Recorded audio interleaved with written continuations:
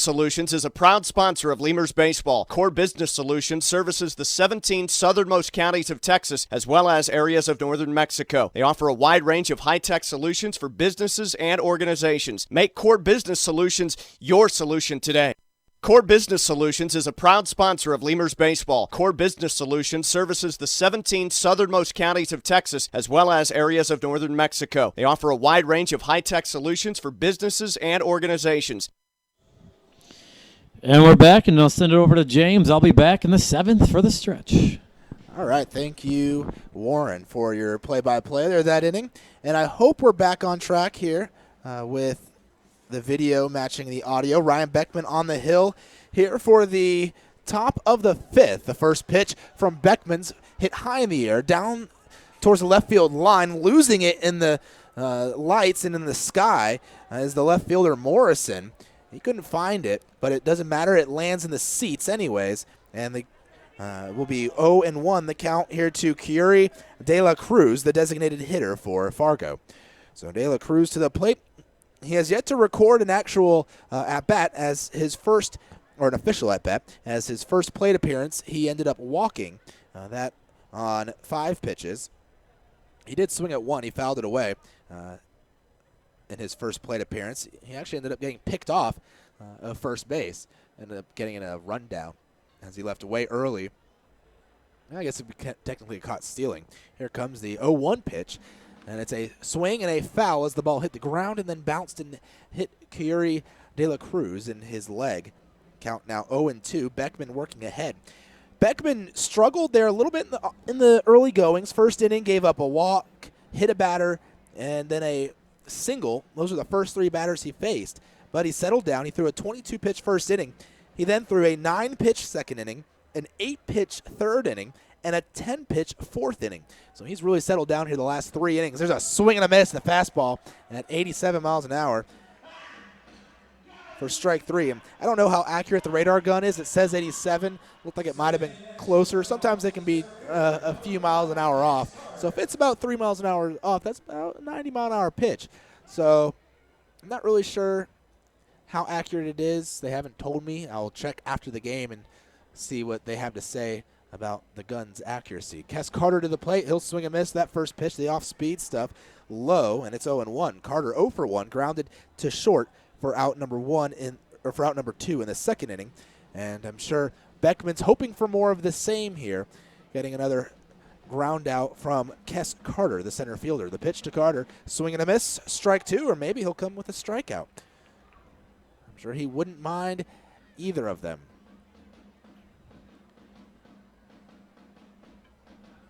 Carter, an outfielder, spent time in the Rays organization, was an 11th round pick back in 2011. 26 years old is Carter's age and pitches outside 1-2. But last year he made it up to Double-A. In fact, he made it up to Double-A in 2014 as well. He played 56 games there. 2014 and 2015, just 15 games with Montgomery, hitting 200 with just 2 runs batted in and no home runs in those 15 games. The pitch, a swing and a high fly ball to deep left field. Running back is Morrison to the track, the wall leaping, and it's a home run. It hit the iron fence above the fence. There's a yellow iron fence that you can see above the outfield wall, and it hit off of that fencing. At least that's what the third base umpire is saying. He quickly gave the home run signal. Of course, we have the value of camera work here, and now Pete Incaviglia is going to come out, and he's going to have a chat with the third base umpire. I've seen many games here. I worked here in 2014 as the intern, what Warren is the number 2 guy, and then last year I was actually with a different team in the league before coming back this year. So I've seen plenty of games, though, in this ballpark. And those fences, last year they painted them yellow. They used to be a gray silver color, like a metal fence color. And at night it was very hard to see if the ball hit that fence or not, especially if it was low or if it would hit the top of the wall, because it's pretty much right on top of the wall. And so last year they painted them yellow, so it was a little more visible And that third base umpire was on it. So the score now 3-0 after the solo home run by Kes Carter. And there's a single by Corey Morales. Runner on first base. And that's the first home run of the season for Carter. First home run for either of these ball clubs. Take a look at the scoreboard around the league here in a little bit, maybe in the bottom half of the inning. Runner on first base, no outs, and Chad Mazingo to the plate, the left fielder for Fargo-Moorhead. He is 0 for 1 with a walk and a run scored. He walked to lead off the ball game to start that season. So Beckman trying to settle back down after giving up back-to-back hits, one being the solo home run to left. And we thought it'd be hard to hit one out here tonight to left. Usually the wind's blowing out that way, but tonight it's blowing in. But Carter managed to hit it hard enough to cut through that wind and still get it out of here. After the pickoff move to first, Beckman looks like he's ready to go plateward with it. Getting his lead over at first base is Morales. Beckman taking his time before firing plateward. The sidearm sling is outside and low for ball 1 to Mazingo. Not going over at first base was Morales. He's staying put. So the score now 3-0. Lemurs yet to get on the board. Well, my partner here left, and I thought he was going to go get some popcorn. Oh, he's telling me he's going now. Okay. I'm going now. I had to eat my sandwich first. I just get some napkins because it's a little messy. I don't want to get my book and prep work and all that, and the computer messy. I'm going to get the popcorn now. All right. It's free popcorn night at the ballpark opening night, and if you missed allegedly, we'll see if it really is. Allegedly. So here's the 1-0 pitch. It's outside. Count now 2 balls, no strikes to Mazingo. If you missed the pregame show, he was talking about the popcorn and how he was going to go get some. I hope he grabbed some for the visiting broadcaster. Jack, I'm sure, would love some popcorn there for Fargo. While we're talking about the visiting broadcaster here, I'd like to take a moment to recognize something that all the broadcasters, I hope all of them are wearing it tonight, but we all got a pin before the start of the season that represents Scott Miller, the former Fargo broadcaster who had cancer he had cancer over the last couple of years and ended up passing away this offseason. Pitch popped up foul, left side out of play. Count now 2-1 to Mazingo. Runner on first, 1 out on the inning.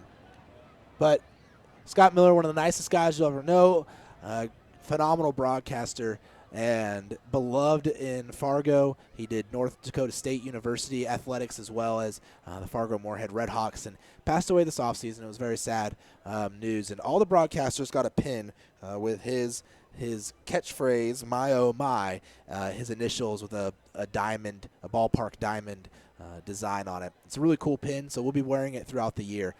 2-1 count, pitch to Mazingo. Swing in a line drive, center field, but reading it well and camping in the right spot is Martinez for out number 2. So there's 2 away, runner on first base. 3-0 the score. RedHawks leading the Lemurs. And we're still trying to find that first run of the season. So our thoughts have been been about Scott and with his family, as he will be missed in the league this year. I was fortunate enough to be up there when he broadcasted last year. He made his debut about mid-season. He didn't broadcast many games due to all of his ailments. The pitch low for a ball, 1-0. The count to Ryan Pineda, who is 0 for 1 with a hit by pitch and a run scored. In fact, talking to Jack, the broadcaster for Fargo, the 2 of them broadcasted together for many years, and he said us wearing this pin and giving Scott all the attention would make him blush and say, oh geez, you don't need to do that, but that's exactly why we do wear the pins. So 1-1 the count to Pineda as that pitch found the zone. Pineda, the second baseman for the Fargo-Moorhead RedHawks. Over at first base getting a lead is Corey Morales. He hasn't tried to swipe a bag yet. He will inch off the bag, getting a sizable lead there. See what he does here with 2 outs. And the pitch swung on, grounded back towards the middle. It'll be Rondon, the second baseman. He'll take it to the bag himself as he only had a few feet to go. And that'll end the inning here in the top of the 5th We go to the bottom. 1 run on a solo home run by Kes Carter makes the score 3-0. Lemurs trailing the RedHawks.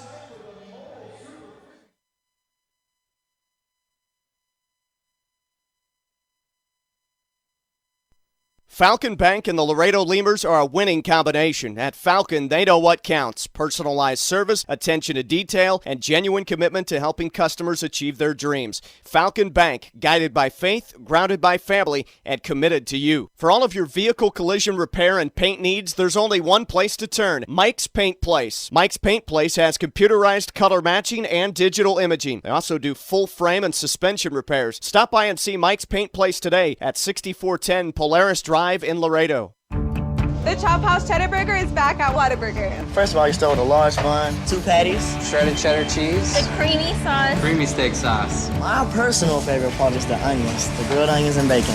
Grilled perfection. It's good stuff. Love it. You take a bite. It's hard to describe. It's hard to put into words. The Chop House Cheddar Burger. Chop House Cheddar Burger. It's back. I don't have anything else to compare it to. It's the best out there, I think. The Chop House Cheddar Burger is back. Only at Whataburger and only for a limited time. Chavarrias Plumbing's the #1 choice for any plumbing problem. Chavarrias is a full-service company with up-to-date technology, trained professionals. With over 30 years of service to the community, Chavarrias is still growing strong. Visit chavarriasplumbing.com and go Lemurs! There's a reason why Popeyes creates some of the best-tasting chicken in the world. We were born in New Orleans, Louisiana, the land of good fun and great cooking. Spicy flavor is a way of life in New Orleans, and everything we make reflects it. From our Popeyes bona fide chicken and handcrafted tenders to our home-style mashed potatoes with Cajun gravy and our soft buttery biscuits, everything we make is made with care and served up fresh. Only at Popeyes.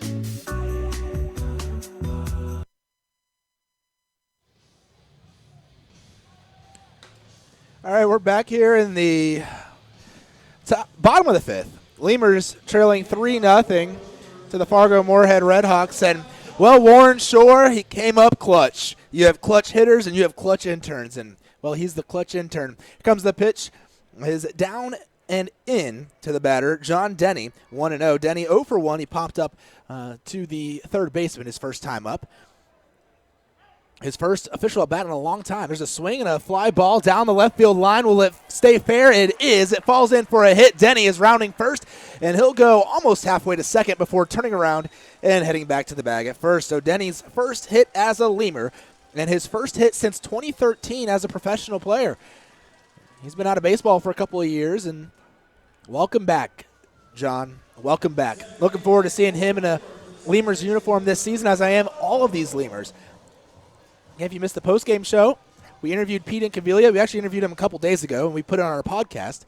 We have a weekly podcast, and Warren and myself hosting it. Pete, that interview is on there from this past week. Just go to SoundCloud and search Laredo Lemurs Baseball. 3 separate words, and it should come up. Ball 1 to Alvaro Rondon. Rondon walked in his first time up. That was back in the second.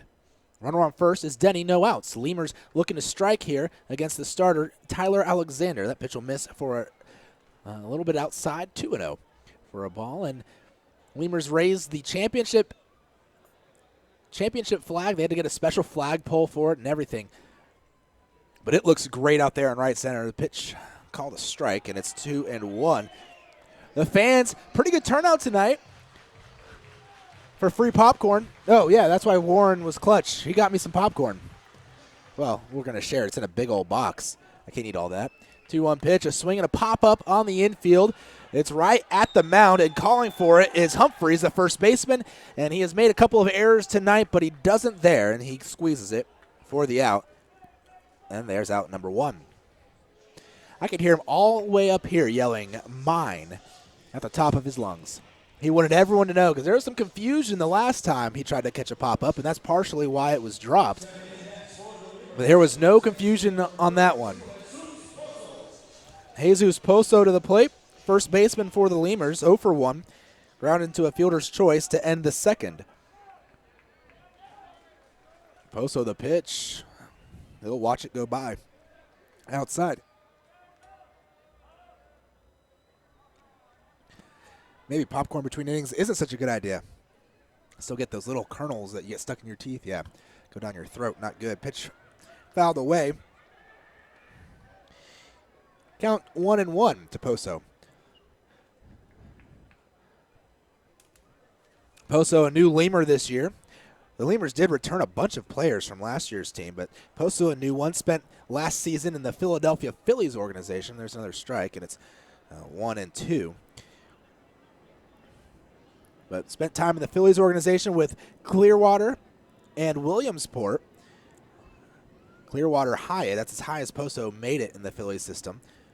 A 1-2 pitch, grounder, left side down the line, the third baseline. It rolls into the corner, rounding second, head to third is Denny. As the ball had hit the wall and actually didn't go all the way to the corner. I can't quite see it from my chair. I have to lean out the window. And Poso has himself a double. Back-to-back, I'm sorry, 2 base hits and 3 batters. Rondon popped up between them. And the Lemurs have 2 men in scoring position here as they trail 3-0. But it looks like the iron is hot. Can they strike it? To the plate, Reggie Wilson.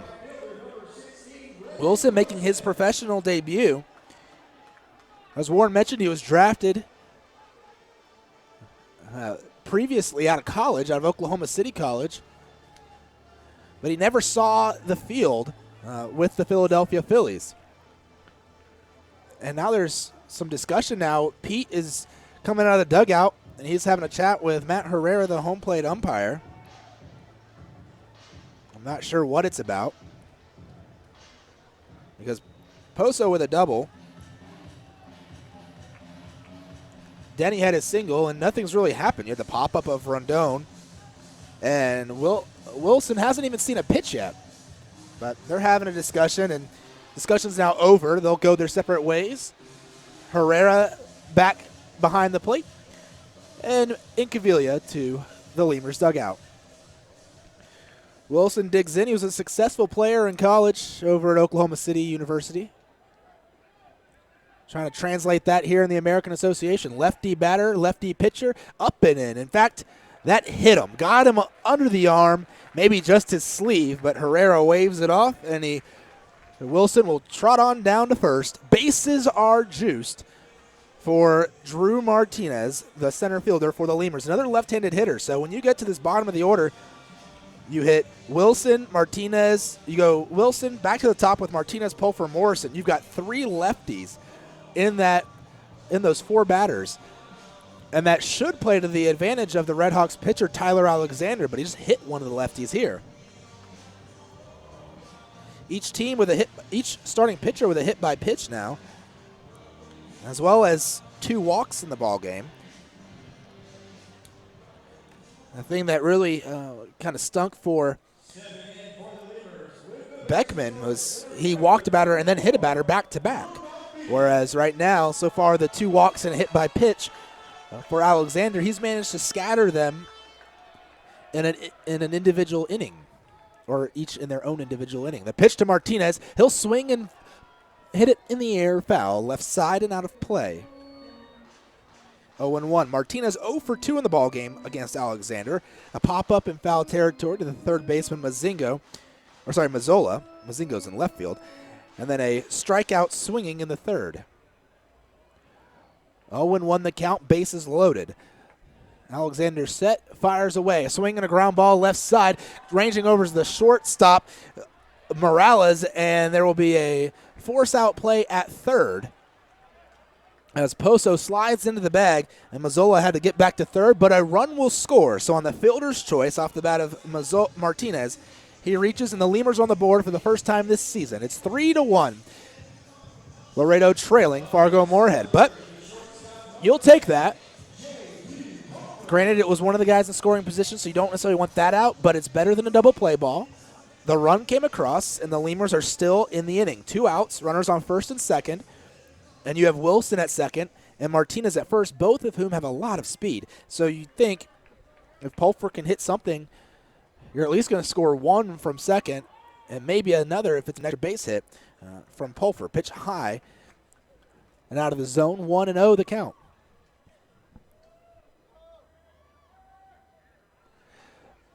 One and 0 the count, 1 out. I'm sorry, 2 outs. They haven't changed that on the board out there on the scoreboard. Here comes the pitch from Alexander, high for a ball, 2-0. So Pulfer hoping for a big clutch hit. An extra base hit would score 2, most likely, and that would tie the game up. We're in the bottom of the 5th inning. Lemurs trailing by 2. 4 hits in the game for the RedHawks, 3 for the Lemurs. Fargo's also committed 2 errors, but the Lemurs have managed to not make him pay for it. There's a swing and a hard hit ball down the line and left. That will be extra bases. Wilson scoring easily from second. Martinez is being waved around third. Plateward. There will be a play at the plate. No, there won't. It's off track. And the Lemurs have tied it up here in the bottom of the 5th with a 2-out RBI double off the bat of J.D. Pulfer. We're tied at 3. Gibby, the third base coach, always praises how he's the best, one of the best in the business. He was right again there. He would have been saved by a long shot. Well, had the throw been on target, it might have been, maybe have been close. He still would have been saved. But he still would have been saved. The throw's a little bit off the line, and he couldn't corral it. Could Bailey at the plate. But Gibby, earlier, just last week. That's another check mark in the column for Gibby. Yeah, Gibby Villacuellar, the Lemurs third base coach, last week had been saying, I told him, hey, we'll do an interview with you when you mess up a couple of plays over there at third base. He said, oh, my percentage is great. I think I only messed up 2 in the last 3 years. It's a pitch fouled off towards the third base dugout. I think Morrison might have broke his bat, and he did. Sometimes when a bat breaks, it doesn't always shatter into a couple pieces or a few pieces and go flying everywhere. It just kind of cracks. But once you lose that continuity, you can't use the bat again. The next hit will send it shattering. Nice work there by Pulfer, though. Lemurs are going to depend on him there in that 2 spot. He's got some pop. Well, at least according to Pete Incaviglia, if you listen to his interview, says he expects a little more pop from Pulfer this year. But Lemurs have tied things up 3-all here in the bottom of the 5th. All 3 runs coming this inning for Laredo, and they're not done. This lineup is lethal, especially this top half of the order. Got a lot of contact hitters, lefty against lefty. The pitch to Morrison, he fouls it away again, left side and out of play. Just over the third base dugout this time.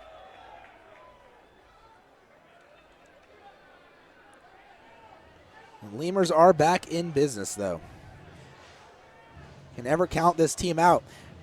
It's built a little differently than in past years. You've got a lot of guys that are contact hitters and not so many of the boom or bust kind of guys that will hit a bunch of home runs, but if you go cold, you're not going to score. There's a swing and a miss. Strike 3. Morrison goes down swinging after fouling off a couple of pitches. But the Lemurs strike. They score 3 runs, and we go to the top of the 6th. We're all tied here at Uni-Trade Stadium in Laredo. 3-3, RedHawks and Lemurs.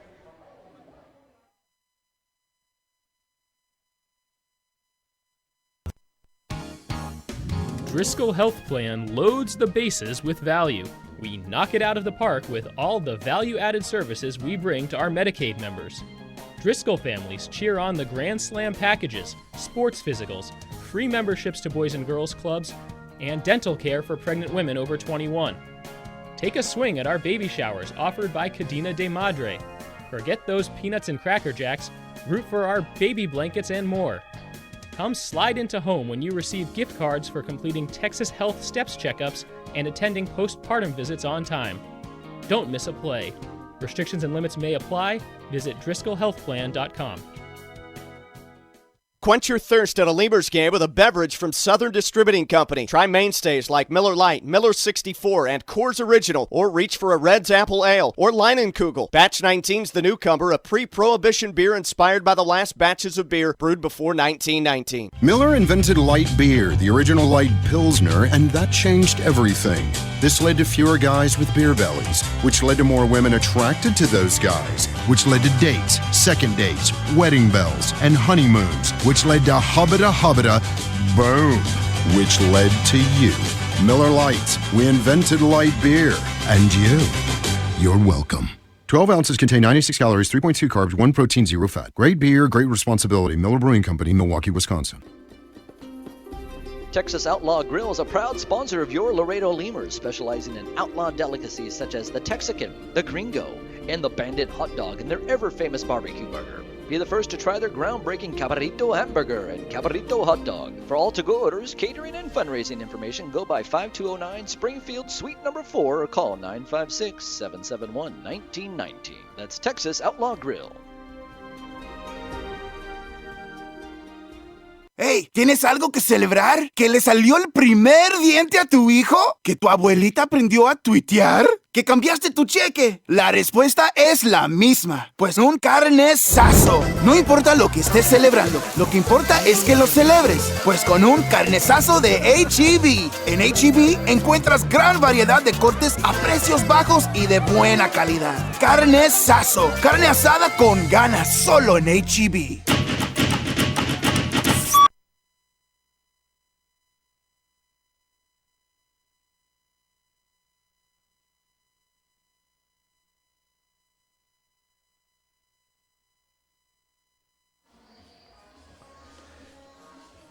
We're here in the 6th inning. Lemurs going to the bullpen for the first time this season. Ryan Beckman's day is done. He will have thrown 5 innings, given up 3 runs. We'll give you his full stat line here once it's available. 3 runs. Oh, there we got it.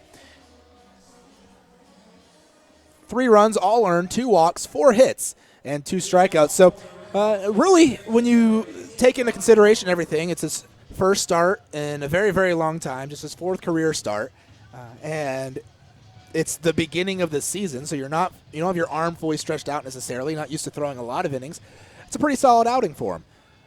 Obviously, a couple things, maybe not hit a batter or walk as many, but it's a good outing for an opening day start from a guy who's been a reliever primarily in his career. Pitch high and inside for a ball to Humphreys. And he really settled down in the middle innings. The second and third and fourth, he only faced the minimum, faced 9. So he really calmed down after that first. 1-0 pitch, a swing and a miss. Humphreys at the plate 0 for 2. He's grounded out 1 for 2. He hit a single and drove in a run. He was the final out in the first inning, though. The new pitcher, though, is Harold Guerrero, number 46. Guerrero, he's a pretty frightening individual. 6'5", 250 pounds, left-hander. Pitch will miss, and it's 2-1. To Humphreys, but Guerrero is certainly not a guy that you want to get on the wrong side of. A big left-hander. In fact, most of the pitchers on this Laredo roster, if you were to see them and his pitch fouled away, you would not want to get in a fight with them. Not saying they're fighters, but they're all big dudes. You got Ryan Beckman, 6'4", Luis De La Cruz, 6'6", Guerrero, 6'5", Troy Marks, 6'5", Matt Sergey, 6'4", Jeff Inman, 6'3", and they're all 200-plus pounds. 2-2 pitch. Humphreys taking inside and nearly hit him. 3-2 the count full. Yeah, you got a lot of intimidating dudes on this pitching staff for the Lemurs, and maybe, just maybe, it'll make those hitters a little intimidated as well. Guerrero signed with the Indians out of the Dominican Republic back in 2008. He spent time in Mahoning Valley in Lake County in 5 seasons in the organization, going 7-20 with a 4.71 ERA there with the Indians. Popped up to the shortstop and off the bat of Humphreys for out number 1 here in the 6th. Humphreys is retired, and Guerrero has successfully put down the first batter he's faced here in the 2016 season. Fun fact, I've been to the Lake County Captain Stadium, East Lake, Ohio. Pretty nice park. I've heard great things about that league out there in the Midwest. Out there. It's a nice park. To the plate now is Josh Mazzola. He's 1 for 1. He has a sac fly and a single pitch called a strike on Mazzola. 0-1. Last year, though, he being Guerrero, spent it with the Phillies high A team in Clearwater, going 2-2 with a 3.40 ERA. There's a ground ball back up the middle. Guerrero will field it. He'll lob it over to first for the out. And there's now 2 away. Nice work there by Guerrero fielding his position. 1-3, the put out of Mazzola. It wasn't hit particularly hard, but it was off the mound. It wasn't one of those hot shot comebackers, but it wasn't a slow roller by any means either. It broke his back. It got him on the inside hands. He broke his bat and then run down to first base. He just tried to break it going into the ground. The tomahawk chop there. Anytime a pitcher breaks a bat, he hopes for an out. That's a good pitch. If you can break a guy's bat, it's a good pitch. And pitchers always hate it whenever a guy somehow manages to get a hit when he breaks his bat. Sometimes those guys, they'll muscle him out there just for a little bloop into the outfield. And that'll fall. First pitch up and in to the next batter, KD Kong, the right fielder. Kong 0 for 2 today. Fly out and a ground out into a double play. The pitch, a swing and a miss. There's strike one, 1-1. Kong in his first, getting his first action in independent baseball. I mentioned he spent the last few years in the AA ranks with a few different teams. Now he's in the independent ranks, trying to get back there. 1 ball, 1 strike. Guerrero with the kick and the delivery. Swing and a miss.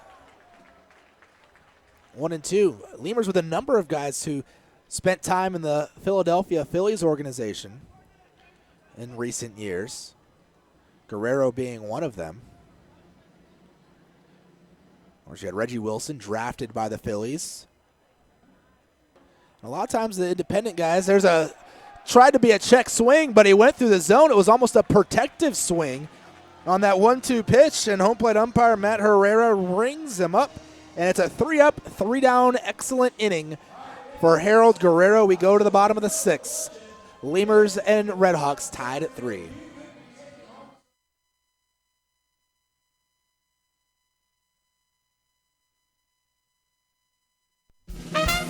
Getting hungry? Popeyes always hits the spot. Make sure to stop by any Popeyes location to try out Popeyes' new Smoky Garlic Chili Chicken Dinner. It includes 4 smoky garlic chicken tenderloins served with Popeyes' new garlic herb dipping sauce, your choice of a signature side, and a buttermilk biscuit for just $4.99. Promotion starts Monday, May 25th.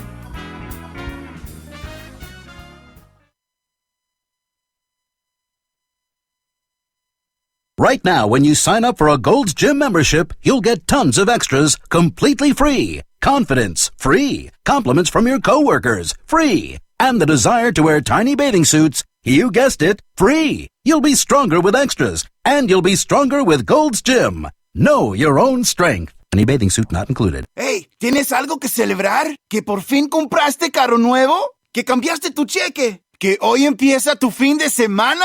¿O que hoy se acaba tu novela y mañana empieza otra? La respuesta es la misma, pues un carnesazo.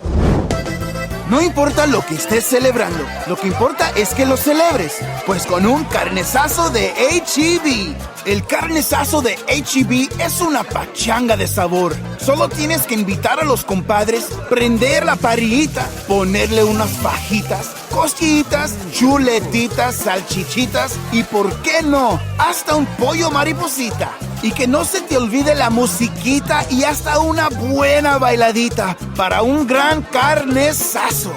En H-E-B encuentras gran variedad de cortes a precios bajos y de buena calidad. Carnesazo, carne asada con ganas, solo en H-E-B. Before your Memorial Day party gets going, drive over to Ashley Furniture Home Store this week for our best Memorial Day sale ever. Get dramatic price reductions store-wide or no interest until January 2021. Leading off in the bottom of the 6th, it'll be the Lemurs catcher, Matt Coach. Coach 1 for 2 with a double and a ground into a double play. So Coach to the plate, leading things up. It's still Alexander on the hill. Tyler Alexander, pitch fouled away by Coach. He's pitched pretty well tonight, and, well, Alexander started last year, so he's used to being a starting pitcher. And the Fargo-Moorhead RedHawks have played a bunch of preseason games, so he's gotten some game action in already to kind of lengthen that arm a bit. Pitch in there for a strike, and it's 0-2. Unlike the Lemurs, who didn't get many, just 2 games. And pitchers weren't going very, very long in either of those games. 0-2 the count. Alexander will wind and fire the pitch. There's a swing and a foul back to the screen. Count stays 0-2. It'll be Coach, Danker, and Denny. Pretty lethal part of the order, but so far have just produced 2 hits through their first 6 times, or 6 at-bats, 2 for 6. I guess that's pretty good. 0-2, up and away. 1 ball and 2 strikes. The Lemurs put 3 runs on the board last inning.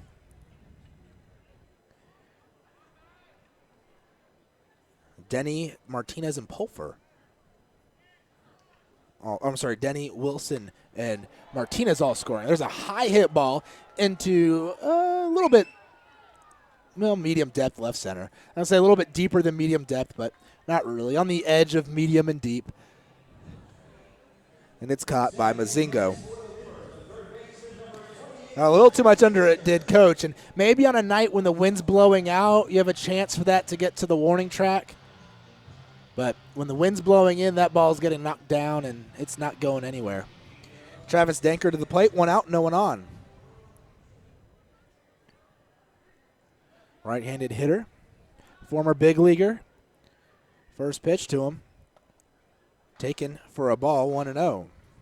Danker, the only former big leaguer on the roster at the moment. We'll see a few of them usually throughout the American Association. Pitch called a strike.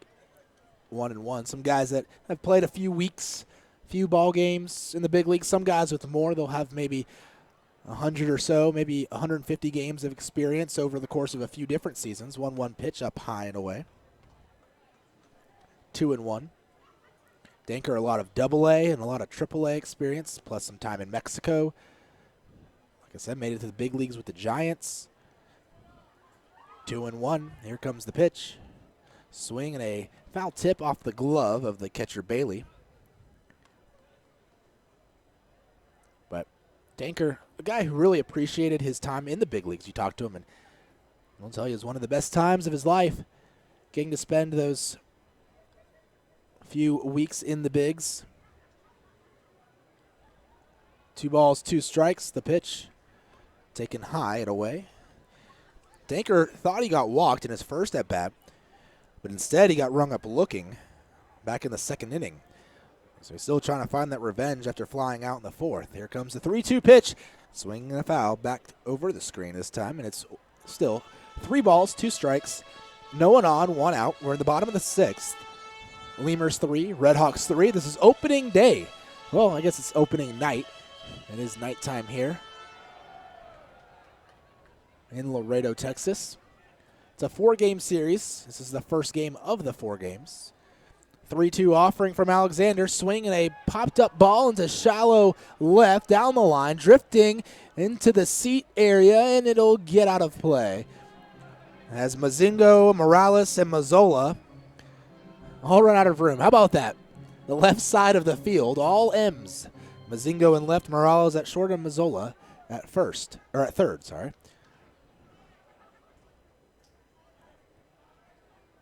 A trio of M last names. They trot back to their positions, and we're ready for another 3-2 pitch to Danker from Alexander. Here comes another swing and another foul. Count will stay 3 balls and 2 strikes. But I'm enjoying looking at that championship flag out there. I was out in Wichita last year when they raised their banner and had their ring ceremony. Pitch inside, nearly hit Danker in the leg, and he'll go down to first, finally drawing the walk on that 3-2 pitch. It was the 4th 3-2 pitch that Danker saw that at bat, and finally something gives way. But yeah, being in Wichita last year when I saw them raise their flag, get those rings, gave me almost a sickening feeling.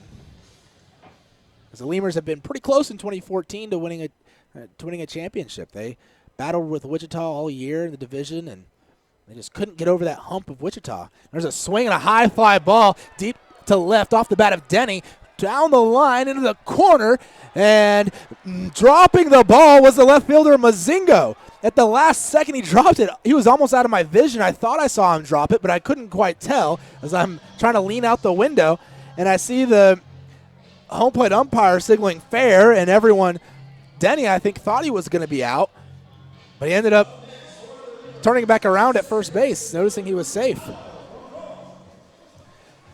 As you're seeing the replay here, it's almost out of the view of the replay cameras too. So that's the third error of the ball game by the Fargo-Moorhead RedHawks. And, boy, the Lemurs haven't been able to make Fargo pay yet for one of their errors, but this one might be the one that finally breaks the camel's back. Here comes the pitch, and it's a bunt attempt by Rondon, and he went through the zone with the bat, and it's a strike. This error, though, the first one by Mazingo.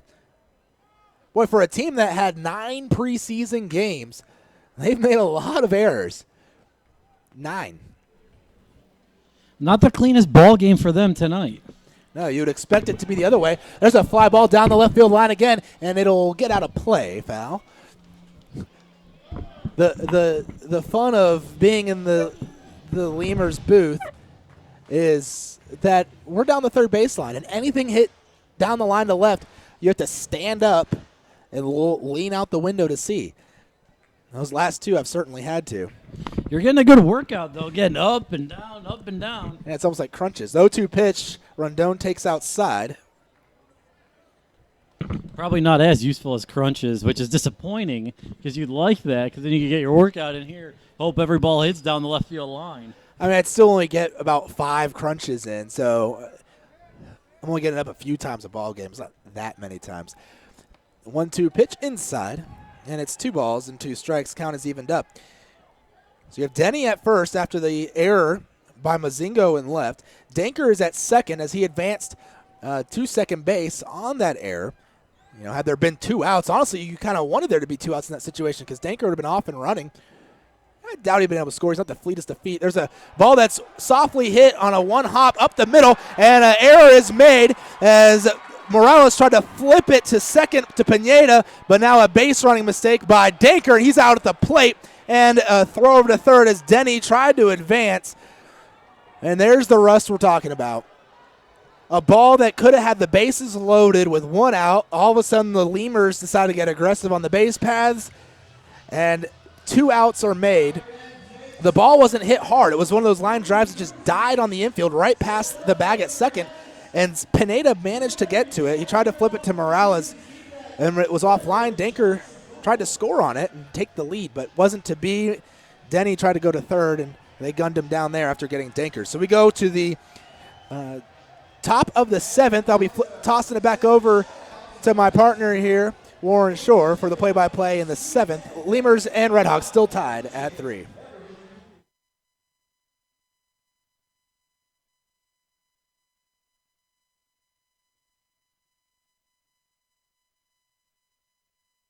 Uni-Trade continues to provide solutions in foreign trade through a highly satisfactory customs brokerage service. Uni-Trade has quality trained personnel devoted to the highest level of customer service. For all your transportation, distribution, and consolidation needs, it's Uni-Trade. Laredo Sports Medicine Clinic, the official team doctors of your Laredo Lemurs. Now with 2 convenient locations to better serve you. Our north location is located at 9652 McPherson Road, Suite 12. Our south location is located at 5102 State Highway 359. Laredo Sports Medicine offers an array of services from physical therapy to our newest service, orthopedic surgery. Laredo Sports Medicine Clinic is changing orthopedic care 1 athlete at a time. Visit our website at laredosportsmed.com for more information. We'd like to imagine that if you're listening to this, it's on a radio in a backyard in between innings. The grass was mowed this morning, and the grill smells like heaven. And what do you know? Your friends just arrived with a 24-pack of Miller Lite, along with a few new friends to enjoy them with. Here's hoping we're right, and you're not just stuck in traffic. Here's hoping it's Miller time. Great beer, great responsibility. 2015 Miller Brewing Company, Milwaukee, Wisconsin. And we're back here, top half of the 7th inning, all tied up at 3. Both teams have 3 runs and 4 hits. Due up for the RedHawks is 6, 7, 8 hitters of Bailey, De La Cruz, and Carter. Still pitching is Harold Guerrero, former Cleveland Indian and Philadelphia Phillies farmhand. Pitched in Clearwater last year, A-ball for the Phillies. As the big-time lefty throws, and that's just outside. Let's take you around the American Association scoreboard on the opening night. We got a rain out in Joplin as the weather That weather that we had in Laredo stretched all the way out, all the way up the I-35 corridor into Missouri, all the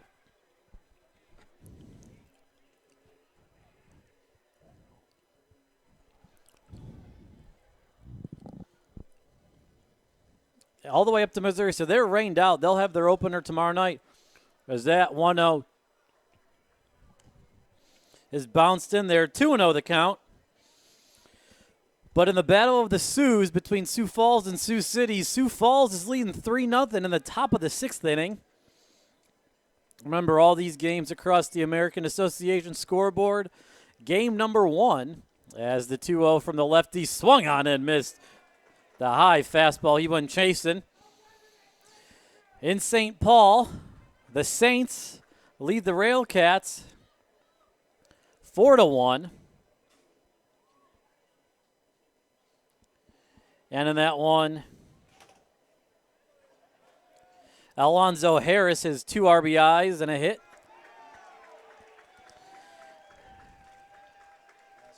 Oh, and the 2-1 actually was the 1-2, or 2-2 swung on. Call looking Bailey goes down on strikes.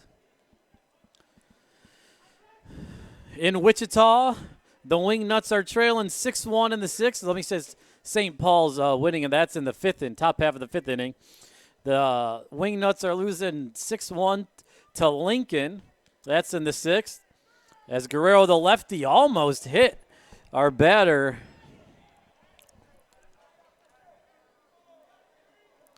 Cruy de la Cruz.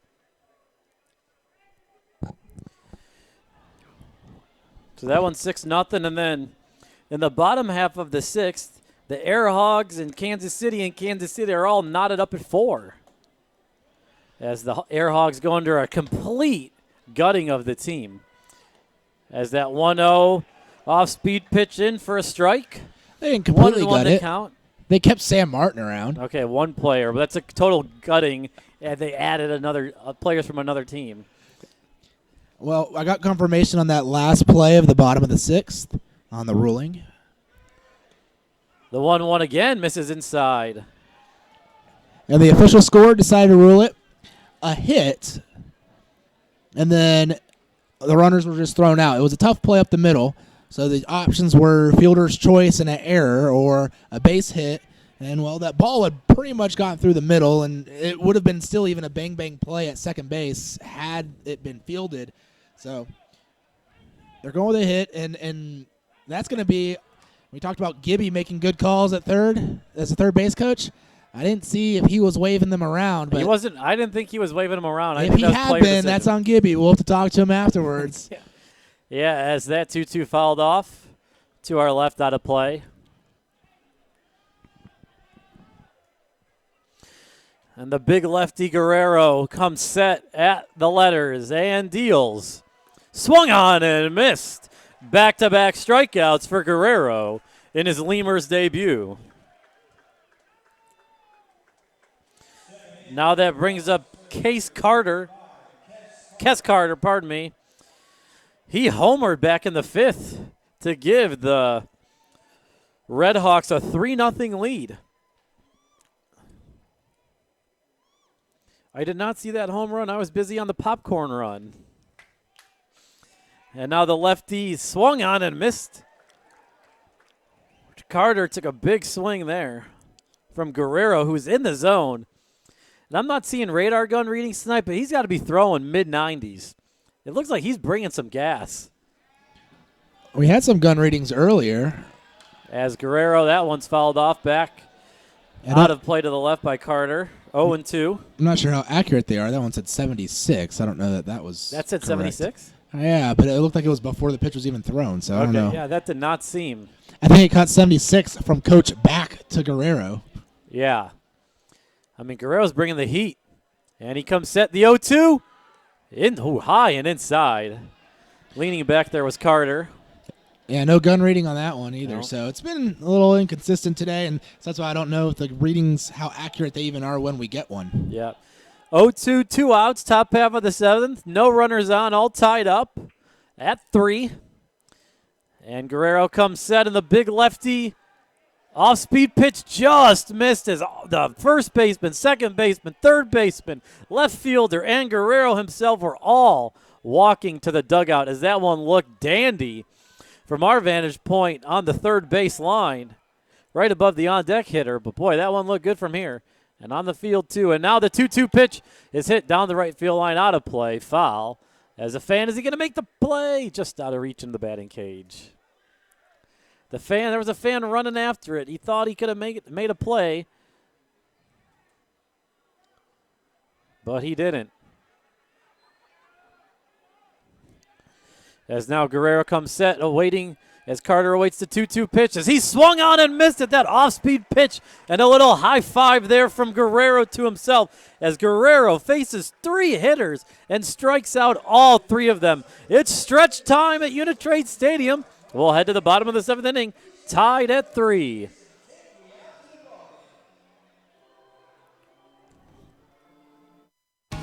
South Texas families never strike out with Driscoll Health Plan. Catch the value-added services we pitch to our Medicaid members. Enjoy a free membership to specific Boys and Girls Clubs. Receive gift cards for completing Texas healthcare checkups. Restrictions and limitations may apply. Visit us at DriscollHealthPlan.com. Core Business Solutions is a proud sponsor of Lemurs Baseball. Core Business Solutions services the 17 southernmost counties of Texas as well as areas of northern Mexico. They offer a wide range of high-tech solutions for businesses and organizations. Make Core Business Solutions your solution today. Falcon Bank and the Laredo Lemurs are a winning combination. At Falcon, they know what counts: personalized service, attention to detail, and genuine commitment to helping customers achieve their dreams. Falcon Bank, guided by faith, grounded by family, and committed to you. For all of your vehicle collision repair and paint needs, there's only one place to turn: Mike's Paint Place. Mike's Paint Place has computerized color matching and digital imaging. They also do full frame and suspension repairs. Stop by and see Mike's Paint Place today at 6410 Polaris Drive in Laredo. The Chop House Cheddar Burger is back at Whataburger. First of all, you start with a large bun, 2 patties, Shredded cheddar cheese. The creamy sauce. Creamy steak sauce. My personal favorite part is the onions, the grilled onions and bacon. Grilled perfection. It's good stuff. Love it. You take a bite. It's hard to describe. It's hard to put into words. The Chop House Cheddar Burger. Chop House Cheddar Burger. It's back. I don't have anything else to compare it to. It's the best out there, I think. The Chop House Cheddar Burger is back. Only at Whataburger and only for a limited time. Chavarria's Plumbings.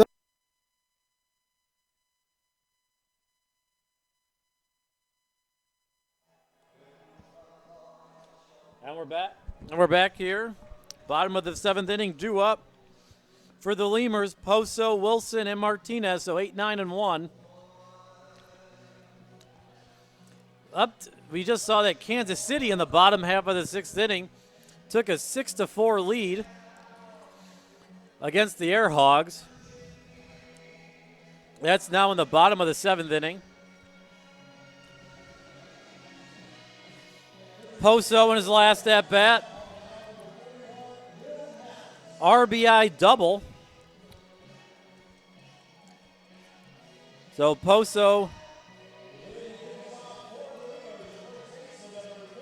in his debut contributing, as he's 1 for 2 on the day. Fielder's choice back in the 2nd. New pitcher on for the RedHawks. That is the big lefty, 6'3", Will Mathis, 195, out of Carlsbad, New Mexico, and Bakersfield.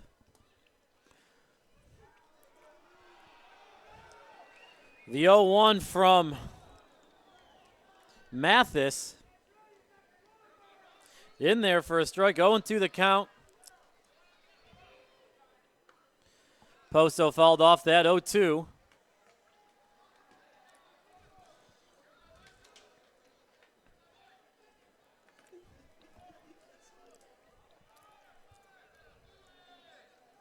Will Mathis deals the lefty high and wide.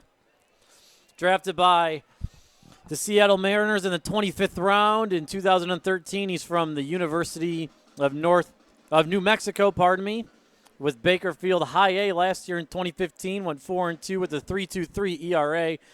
Appeared in 45 games. He was with the Mariners franchise the past 2 seasons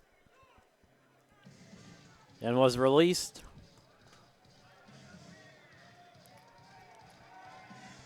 As now we have the catcher Bailey talking to Mathis. Mathis was released by the Bakersfield Blaze on March 16th of this year. So it looks like a spring training cut for him as the lefty. That bounced that one in there. 2-2 the count to Poso. In his career, he's 10-11 with a 3.99 ERA. So as close to 4 as possible without being in the 4s. He's pitched 189 and 2/3 innings as Poso fouls that one off back to the screen. Still 2-2 the count. 65 strikeouts, or 156 strikeouts and 75 walks in his career. So that is Will Mathis. And the 2-2 pitch, Poso goes down swinging as he was ahead of that off-speed pitch. So we're here tied up on opening night 3-3. Lemurs had the ring ceremony prior to the game. Also the new championship flag just in right center field to the left of the scoreboard. Now up is Reggie Wilson, who was hit by a pitch back in the 5th and came around to score the tying run on the J.D. Pulford double. On deck is the leadoff hitter Drew Martinez. Wilson, the lefty, bounces one down the first base line. That's going to be foul.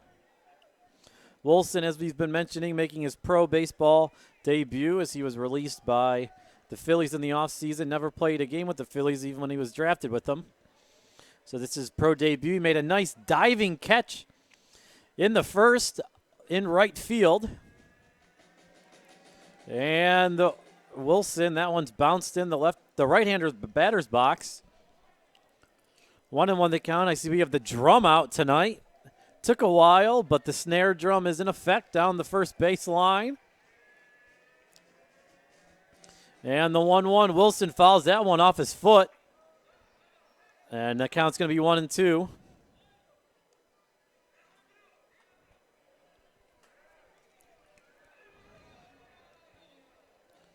Wilson's reached base both times.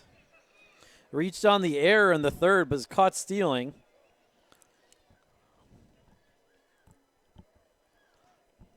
As Mathis comes set, and Wilson's out in front of that one, and he goes down on strikes. So in the game, we've had 5 straight strikeouts here in the 7th inning, and that brings up the lefty, Drew Martinez. And these are all strikeouts have came from the left-handed pitcher. So the lefties are really finding something tonight. On this nice night, very reasonably temperatured night in Laredo, probably our last one. Martinez way in front of that off-speed pitch. Down in the count 0-1. He's 0 for 3 on the day with the strikeout back in the 3rd. Probably the coolest day we're going to have here in Laredo for a long time, one would think, unless there is another chance of rain, as that off-speed finds the inside part to Martinez. Not to his pleasing, as he's down in the count 0-2. As Mathis looks to do what Guerrero did in the last inning. Face 3 batters, strike out all 3 of them as Martinez calls time. And the drummers also seem like they have a megaphone of some type. And the 0-2 Martinez hits that one going down the left field line, and that's foul into the seats. Just out of play.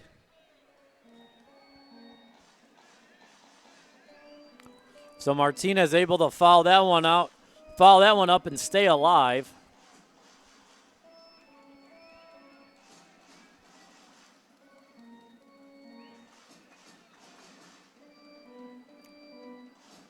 As Mathis now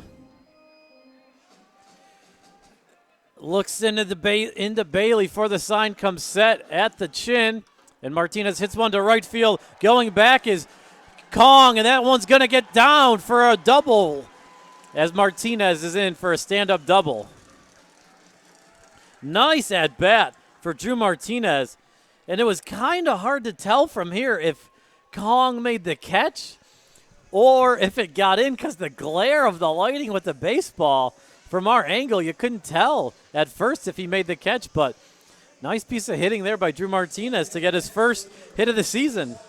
And now that's going to bring up J.D. Pulfer, who had the RBI double back in the fifth, two-run double to tie this one up back in the fifth, as the Lemurs scored all 3 of their runs in that inning. And they're going to intentionally walk Pulfer to get to the lefty Morrison. And the fans are not pleased with that, but you got to think with first base open and 2 outs, you want to face lefty-lefty.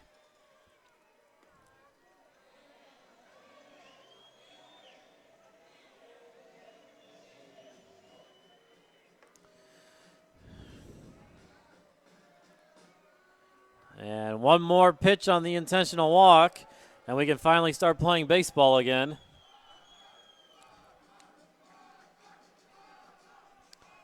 As the fans are chanting, walk him. And now Pulfer, that's ball 4. Pulfer takes his base.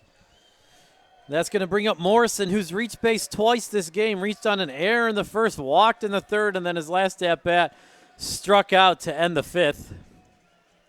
So we're going to have lefty-lefty matchup here as Bailey goes out to talk to Mathis.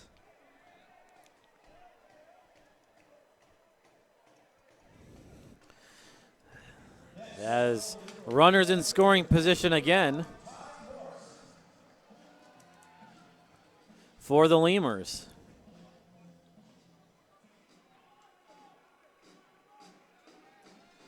As Morrison awaits the first pitch. Inside, ball 1.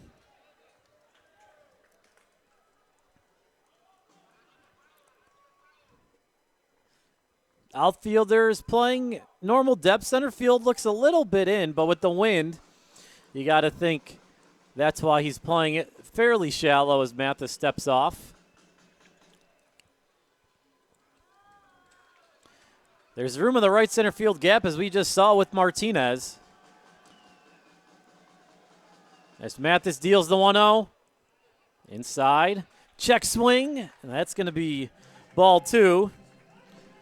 The third base umpire was behind the mound. There's no way he could have said that's a good appeal there. So made the right call.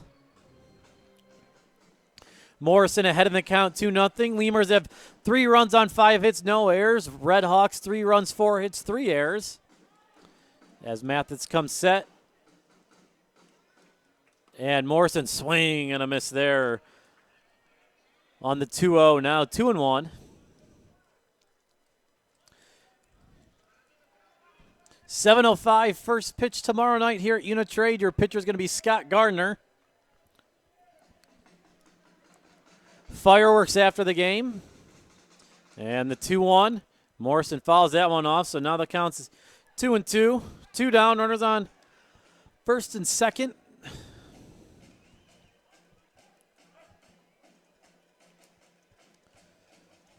As nice crowd here on the opener for the Lemurs. Suite level is almost full. Should I say, it's pretty full. About 85%. And the 2-2. Called strike 3 on the outside corner. Morrison goes down looking. The Lemurs strand 2 and we head to the 8th. All tied up at 3. We'll be back with more Lemurs baseball after this. Number 1 choice for any plumbing problem. Chavarrias is a full-service company with up-to-date technology, trained professionals. With over 30 years of service to the community, Chavarrias is still growing strong. Visit chavarriasplumbing.com and go Lemurs! There's a reason why Popeyes creates some of the best tasting chicken in the world. We were born in New Orleans, Louisiana, the land of good fun and great cooking. Spicy flavor is a way of life in New Orleans, and everything we make reflects it.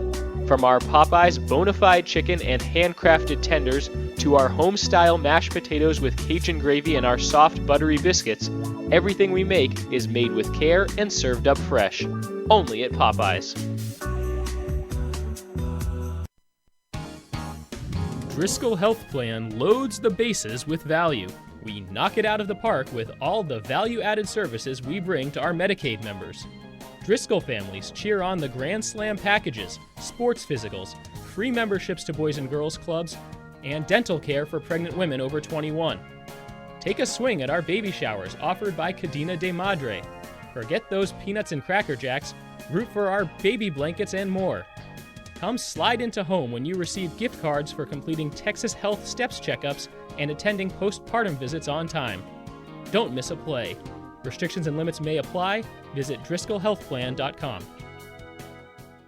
Quench your thirst at a Lemurs game with a beverage from Southern Distributing Company. Try mainstays like Miller Lite, Miller 64, and Coors Original, or reach for a Red's Apple Ale or Leinenkugel. Batch 19's the newcomer, a pre-prohibition beer inspired by the last batches of beer brewed before 1919.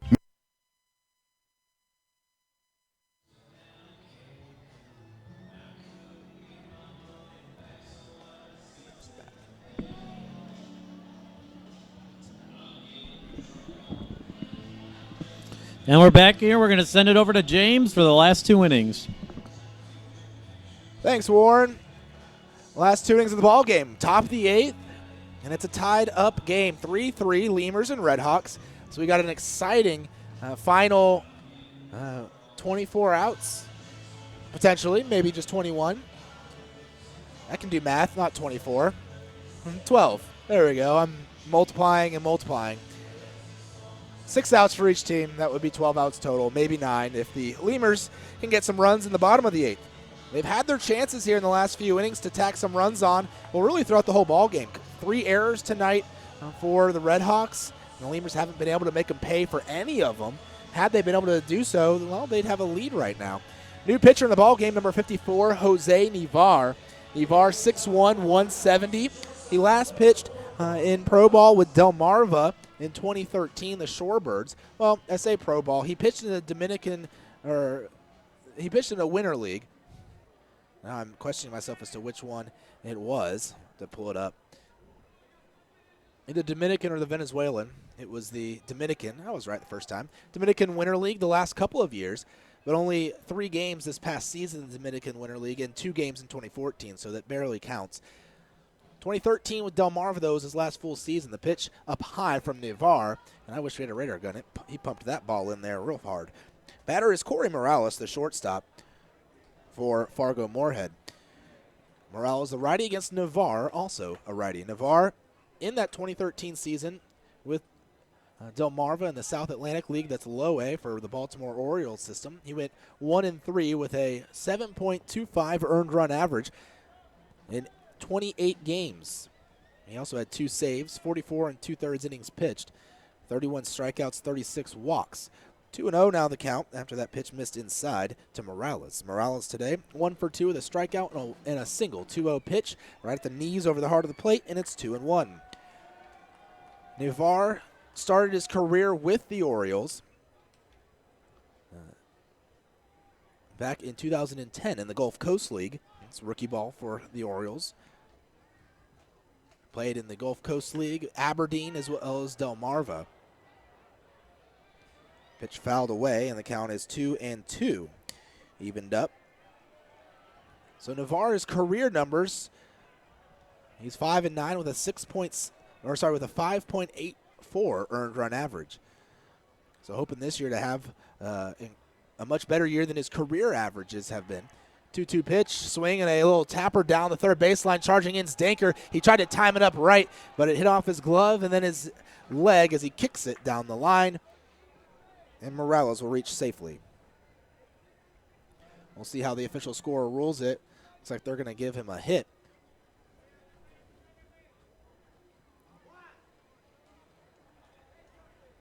That would have been a tough play even if Danker had fielded it cleanly. He tried to time up the hop, but he couldn't quite time it right, and it hit off the heel of his glove. To the plate next, top of the order, Chad Mazingo. Mazingo on the day 0 for 2 with a walk and a run scored. He's grounded out and flown out. Nivar hoping for a ground out here. Danker up on the grass, playing for a bunt. There's a pickoff move. It'll pull Poso off the bag at first. The throw is wide. Danker playing, like I said, on the grass there in that lip. Expecting a bunt to try to push that runner over to second. We'll see what happens here, though, with Mazingo at the plate. Still awaiting a pitch, already one pickoff move. Here it comes, and Mozingo is squaring. He puts the bat out at it, but it hits and goes foul straight back to the screen. Barely made contact, just a little nick. 0-1 the count. Danker will, I'm sure, still be playing on the grass. And that lip over there at third, actually the lip at each base, first, second, third, and at home plate, too, in front of it. You see it's a pretty sharp angles there. It used to not be like that. They actually cut out this week, did some maintenance on the field, and cut out some of the grass there, about probably a foot and a half at least. Pitch fouled back to the screen on the bunt attempt, and it's 0-2. As they tried to shape the field a little bit differently, they also widened the baselines going down first and third, cutting away some of the grass there. I think it looks good. The field looks good. The changes were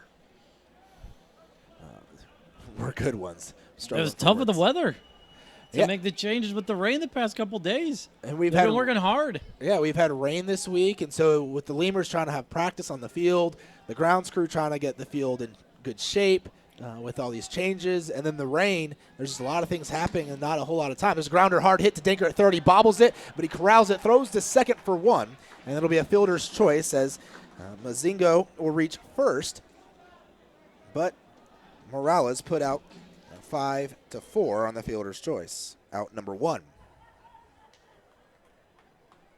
The ball was hit pretty hard right at Danker. Caught him in the chest or the stomach. Did a good job to stick with it and get the lead runner. Ryan Pineda to the plate. Pineda, the second baseman for Fargo. He's 0 for 2 in the ball game with a hit by pitch and a run scored. So he's been able to do some damage. That was in the first inning when he was hit by the pitch. Righty versus righty. Pineda digging in. Right now, the RedHawks, they don't have a full roster, and by that I mean they only have 21 players on their active roster. There's a pickoff move to first. It's dug out by Poso. It was in the dirt. Nice work there by Poso. But the runner was safe getting back, diving in, that being Chad Mozingo. Yeah, just 21 players. I'm told they'll be signing a player for their start on Sunday. So that would bring their roster up to 22. Here comes the pitch outside and low, and it's 1-0. And the roster rules, they used to be you could have 22 players was the maximum, and you had to have 4 rookies on the team. This year they increased it. You could have 23 players, but that extra player pretty much had to be a rookie. You have to have 5 rookies now, so instead of 4, you have to have 5. But right now, Fargo isn't even in the 22 range. They're still at 21.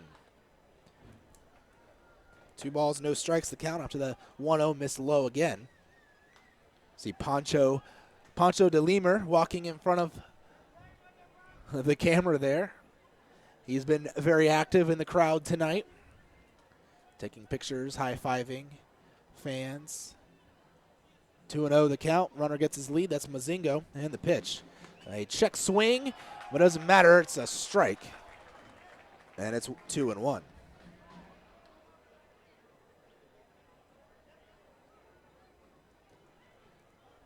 So 2 balls and 1 strike. The count to Pineda. Lemurs trying for some late inning heroics. They scored 3 runs in the 5th to tie things up. The RedHawks struck early, scoring 2 in the 1st. There comes the 2-1, and it's fouled away out of play. Right side. And it's 2 balls and 2 strikes.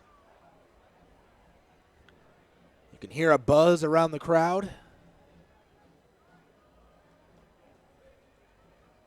Pretty good attendance here tonight. Very active fans. I think their focus though tonight has definitely been the home plate umpire Matt Herrera. They've let him have it. Not that he's done necessarily a bad job. Fans are never happy with umpires. There's a swing and a miss, strike 3, first strikeout of the season for Jose Nivar. They let him have it on the 3rd pitch of the game. That was ball 3. And they haven't stopped. 3rd pitch of the game of the season. We're not even a batter in yet. We haven't even completed a bat yet. And we're already complaining about the umps. 3 pitches into the season. Boy, what a time to be alive. Yeah, they haven't stopped. They haven't let up too much on him either. I enjoy it, though. Oh, it's great. But as a fellow umpire, or as a former umpire, I would not have enjoyed that. To the plate, Brian Humphreys, the first baseman. He'll take the first pitch for a strike at the knees, and fans are heartily cheering Matt Herrera right now. He's giving them some strike calls that they can be happy about. We look forward later on in this series. I'll tell you who the starters are the rest of the way here in a moment. As Navarre stares in, he's ahead 0-1 right now in the count. But tomorrow, we have, for the Lemurs, Scott Garner on the hill, right-hander, 6'2", 200 pounds. 0-1 pitch. Swing and a foul off the leg of Humphreys, and he's on the ground. That caught him pretty sharply. He spun all the way around. The ball hit him in the leg, and he'll take a moment to stand up. He's going to walk around gingerly.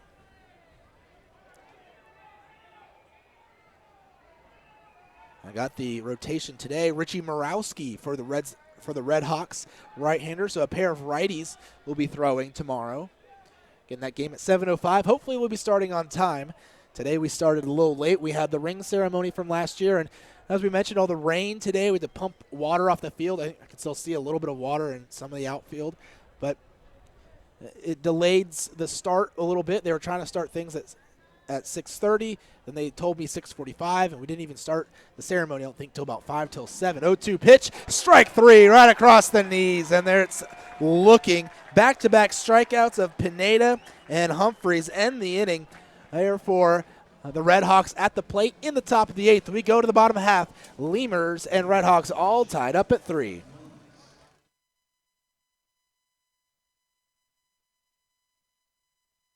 Miller invented light beer, the original light Pilsner, and that changed everything. This led to fewer guys with beer bellies, which led to more women attracted to those guys, which led to dates, second dates, wedding bells, and honeymoons, which led to hubba-da, boom, which led to you. Miller Lite, we invented light beer, and you're welcome. 12 ounces contain 96 calories, 3.2 carbs, 1 protein, 0 fat. Great beer, great responsibility. Miller Brewing Company, Milwaukee, Wisconsin. Miller invented light beer, the original light Pilsner, and that changed everything. This led to fewer guys with beer bellies, which led to more women attracted to those guys, which led to dates, second dates, wedding bells, and honeymoons, which led to hubba-da, boom, which led to you. Miller Lite, we invented light beer, and you're welcome. 12 ounces contain 96 calories, 3.2 carbs, 1 protein, 0 fat. Great beer, great responsibility. Miller Brewing Company, Milwaukee, Wisconsin. Texas Outlaw Grill is a proud sponsor of your Laredo Lemurs, specializing in outlaw delicacies such as the Texican, the Gringo, and the Bandit hot dog and their ever-famous barbecue burger. Be the first to try their groundbreaking Cabrito hamburger and Cabrito hot dog. For all to-go orders, catering, and fundraising information, go by 5209 Springfield Suite number 4 or call 956-771-1919. That's Texas Outlaw Grill. Hey, ¿tienes algo que celebrar? ¿Que le salió el primer diente a tu hijo? ¿Que tu abuelita aprendió a tuitear? ¿Que cambiaste tu cheque? La respuesta es la misma, pues un carnesazo. No importa lo que estés celebrando, lo que importa es que lo celebres, pues con un carnesazo de H-E-B. En H-E-B encuentras gran variedad de cortes a precios bajos y de buena calidad. Carnesazo, carne asada con ganas, solo en H-E-B.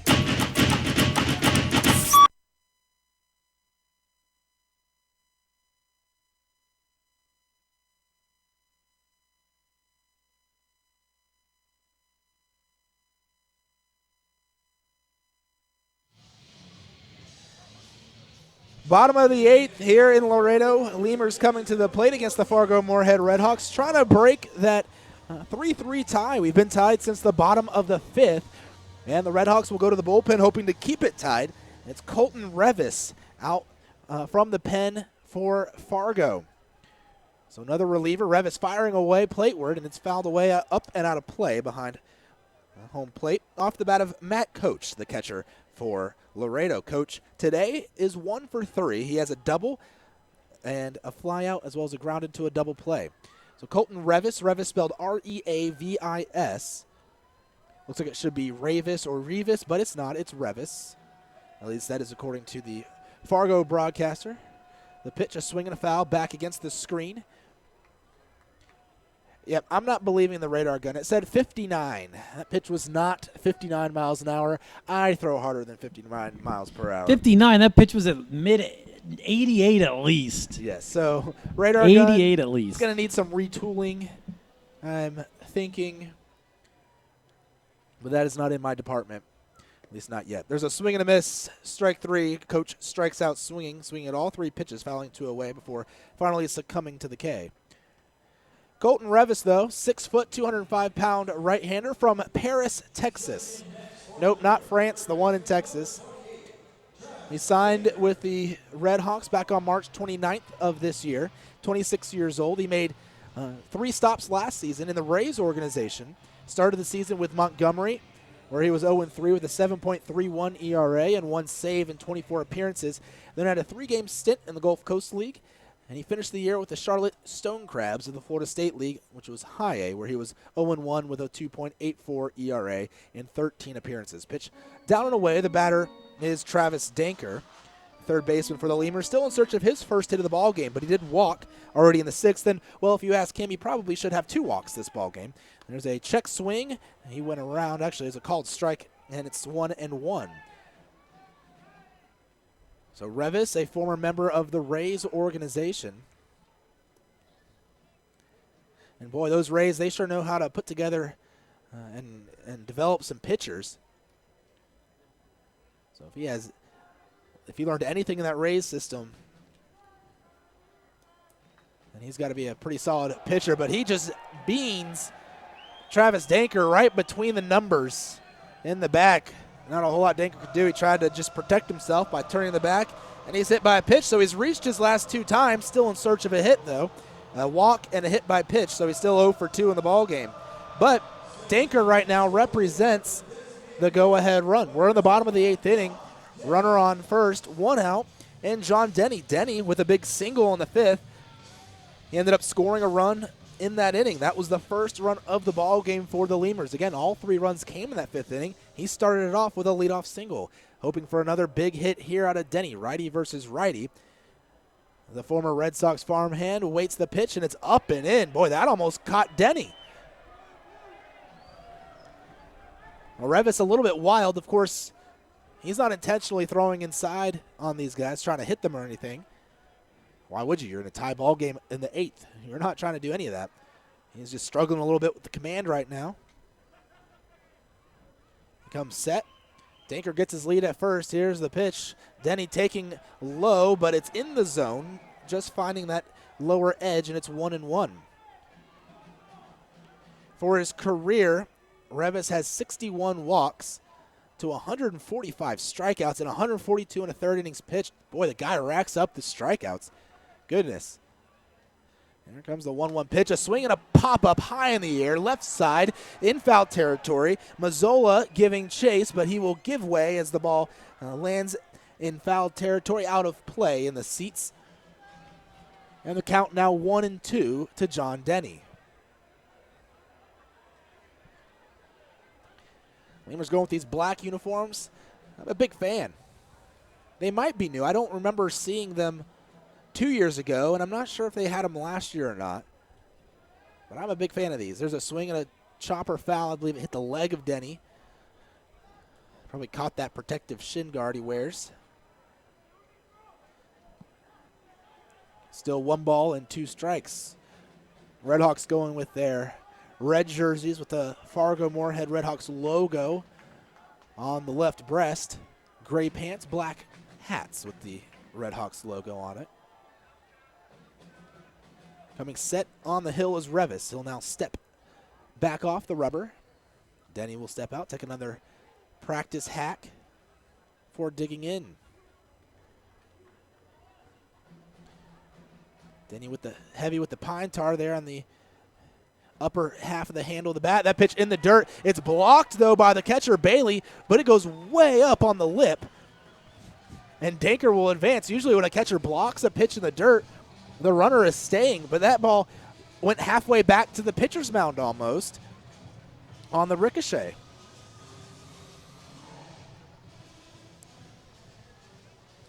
So Danker will advance.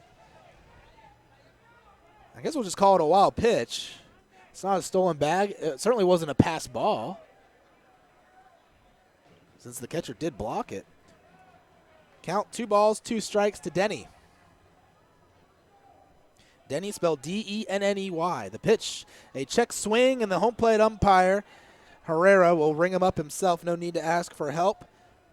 And that's strike 3. 2 strikeouts on the inning. I mentioned that in his affiliated career, Revis racked up the strikeouts. Well, he's already got 2 here in the ball game. And that's 8 overall so far through 7 2/3 for Fargo-Moorhead pitching tonight. Alvaro Rondon to the plate. Go-ahead run stands at second base. That's Travis Danker. 2 outs here in the bottom of the 8th. Pitch finding that lower outside corner of the zone for a strike. 0-1 taken by Rondon. He has a single, a walk, and a pop-out. 1 for 2 in the ball game.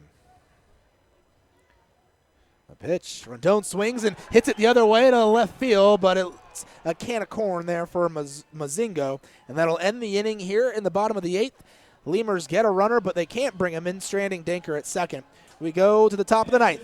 Last inning of play, 3-3, Lemurs and RedHawks.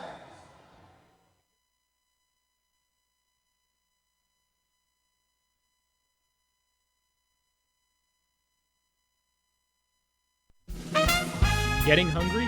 Popeyes always hits the spot. Make sure to stop by any Popeyes location to try out Popeyes' new Smoky Garlic Chili Chicken Dinner. It includes 4 smoky garlic chicken tenderloins served with Popeyes' new garlic herb dipping sauce, your choice of a signature side, and a buttermilk biscuit for just $4.99. Promotion starts Monday, May 25th.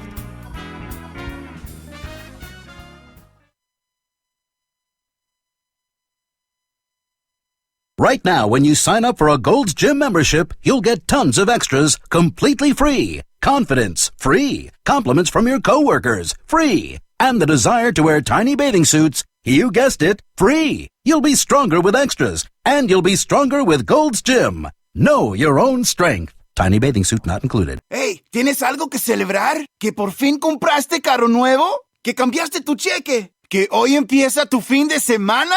¿O que hoy se acaba tu novela y mañana empieza otra? La respuesta es la misma, pues un carnesazo. No importa lo que estés celebrando, lo que importa es que lo celebres, pues con un carnesazo de H-E-B. El carnesazo de H-E-B es una pachanga de sabor. Solo tienes que invitar a los compadres, prender la parrillita, ponerle unas fajitas, costillitas, chuletitas, salchichitas y, ¿por qué no?, hasta un pollo mariposita. Y que no se te olvide la musiquita y hasta una buena bailadita para un gran carnesazo. En H-E-B encuentras gran variedad de cortes a precios bajos y de buena calidad. Carnesazo, carne asada con ganas, solo en H-E-B. Before your Memorial Day party gets going, drive over to Ashley Furniture Home Store this week for our best Memorial Day sale ever. Get dramatic price reductions store-wide or no interest until January 2021. Choose from sofas and sectionals, all at unbelievably low prices. Plus, find savings on beds and amazing deals on dining rooms. It's our best Memorial Day sale ever, so don't wait. Hurry over to Ashley Furniture Home Store right now. RedHawks coming to the plate, top of the 9th inning. Lemurs going to the bullpen once more. And it'll be Jeff Inman, the 6'3", 200-pound right-hander, formerly of the Pirates organization, coming in.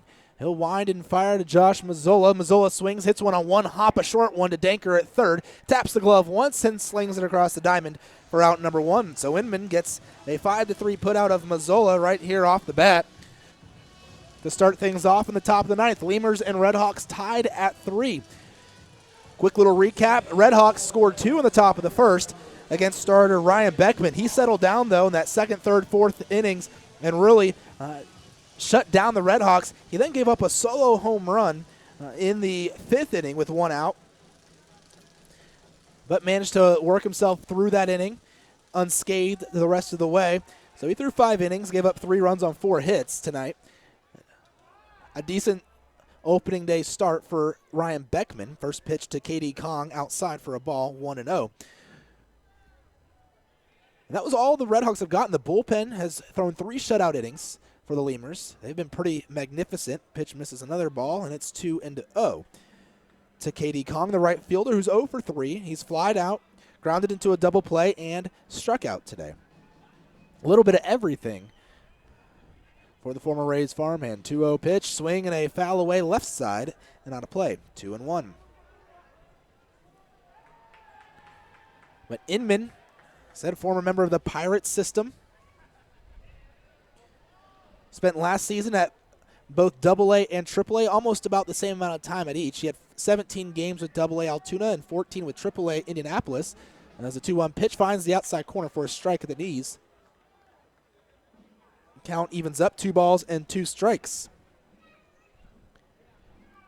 And he had pretty similar results, 2-1 with Altoona with a 2.79 ERA.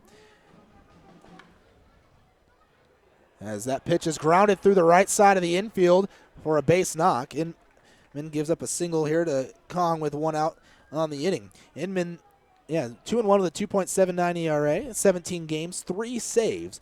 All of those games were in relief. 19 1/3 innings pitched, 20 strikeouts to just 5 walks. That was at AA. At AAA with Indianapolis, the Indianapolis Indians, 0-1 with a 2.95 earned run average, 14 appearances, all in relief, and 2 saves, 18 1/3 innings pitched for him there at AAA. Altoona, one of my favorite names, the Altoona Curve. Pitch up and out of the zone. 1-0. The batter, Luke Bailey. Bailey, a former Lemur, spent time with the Lemurs last year.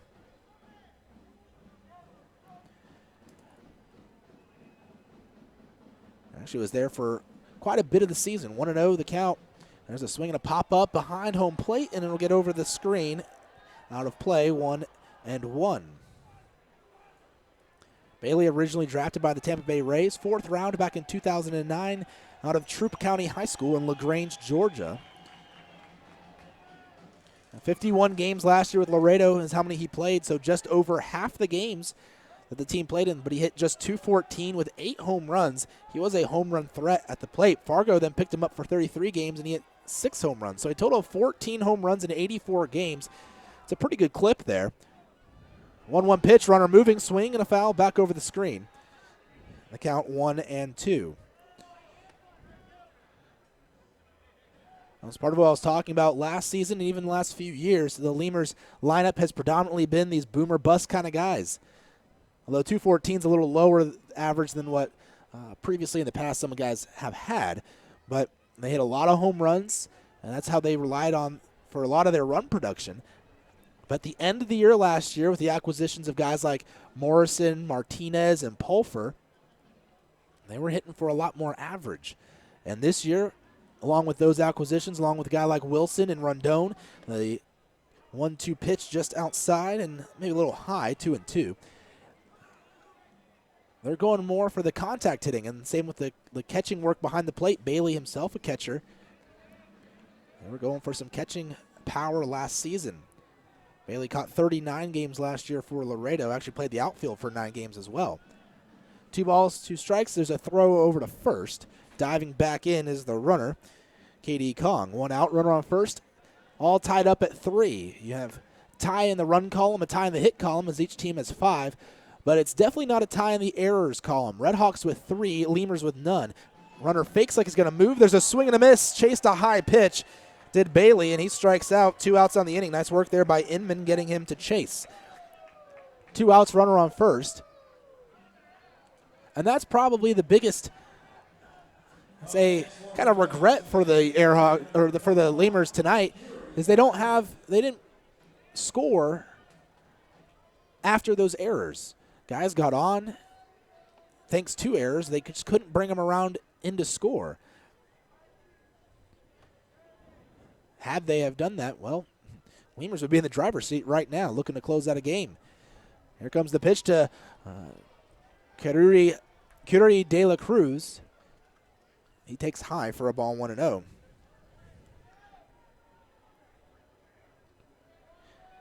They say it's like a 3-syllable first name, Curry. I can't quite do it. I don't have I don't know what you would call it, the language abilities there. Swing and a miss. There's a strike, and it's 1-1.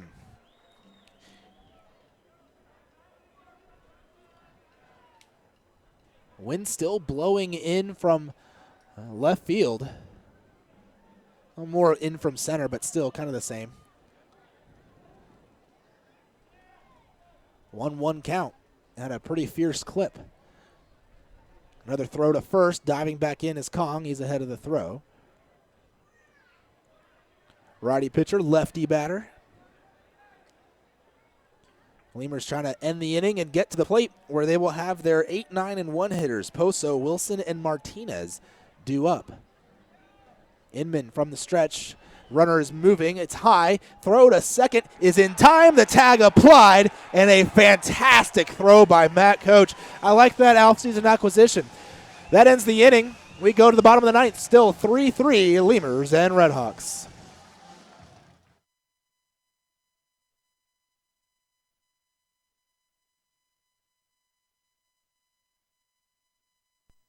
Uni-Trade continues to provide solutions in foreign trade through a highly satisfactory customs brokerage service. Uni-Trade has quality trained personnel devoted to the highest level of customer service. For all your transportation, distribution, and consolidation needs, it's Uni-Trade. Laredo Sports Medicine Clinic, the official team doctors of your Laredo Lemurs.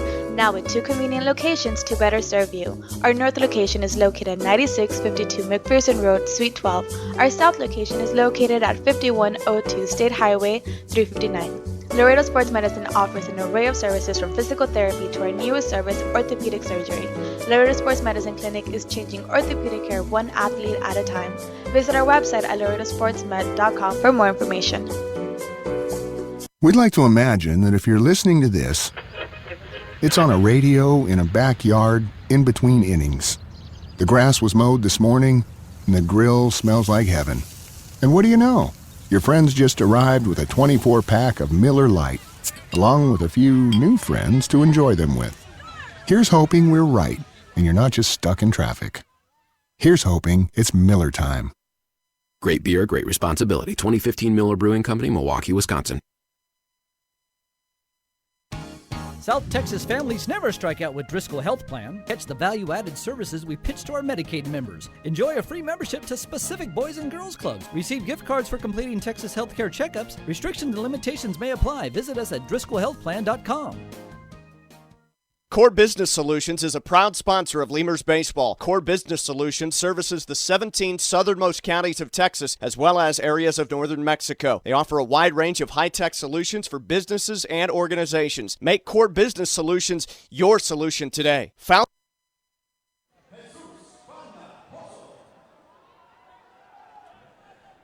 Bottom of the ninth. Jesus Poso to the plate.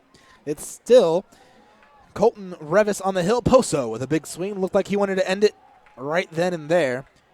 But he'll miss, and it's 0-1. Poso today, he has a hit. He's 1 for 3 with a double. Leading off the inning. Fans are getting rowdy here. Bottom of the ninth, tie game. Poso pops one up high in the air into shallow right. Charging in is Kong. He's calling for it. He settles under and makes the catch for out number 1. So the Lemurs, if they're going to win, they're going to have to do it in walk-off fashion tonight. That'd be a great way to open up the season. Walk-off wins are always a lot of fun. And no better way to open a year than with that, especially against these Fargo-Moorhead RedHawks in your home ballpark. Reggie Wilson to the plate, left-handed hitter, right-handed pitcher, infield playing in, or corners playing in. Wilson taking low for a ball, not wanting to give Wilson the ability to bump for a base hit. He's got a lot of speed, does Reggie Wilson. 1-0 the count. The pitch taken high for a ball, 2-0. Wilson today 0 for 2. He's reached on an error. He's also been hit by a pitch. He's scored a run, and he's struck out. So he's reached base 2 of his 3 times to the plate, but still hitless. And the 2-0 pitch, a swing and a high fly ball, left field, down the line, into foul territory, and out of play as the 3 M's gave chase. Can we call them the 3 amigos? I don't know, maybe that doesn't work. Mazingo, Morales, and Mazzola, left field, short, and third, respectively. Count 2-1 the count.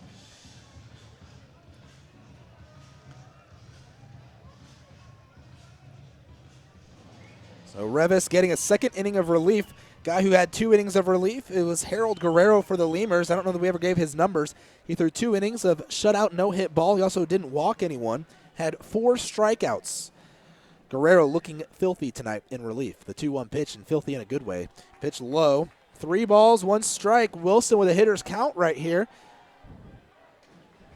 Maybe he can put one down that right field line. They're not playing him to pull right now in right field. 3-1 pitch, a swing and a foul back to the screen. Count now full. 3 balls, 2 strikes, no one on, 1 out. Bottom of the 9th, 3-3 ball game. Fargo, Moorhead, and Laredo, your Lemurs, are at the plate trying to walk off with a victory. Revis lets that arm dangle around, spinning in a circle slowly. Now the 3-2 offering, a swing and a fly ball right center. Charging in into his right is Kong, and he makes the catch in time. And there's out number 2. 2 flyouts to right.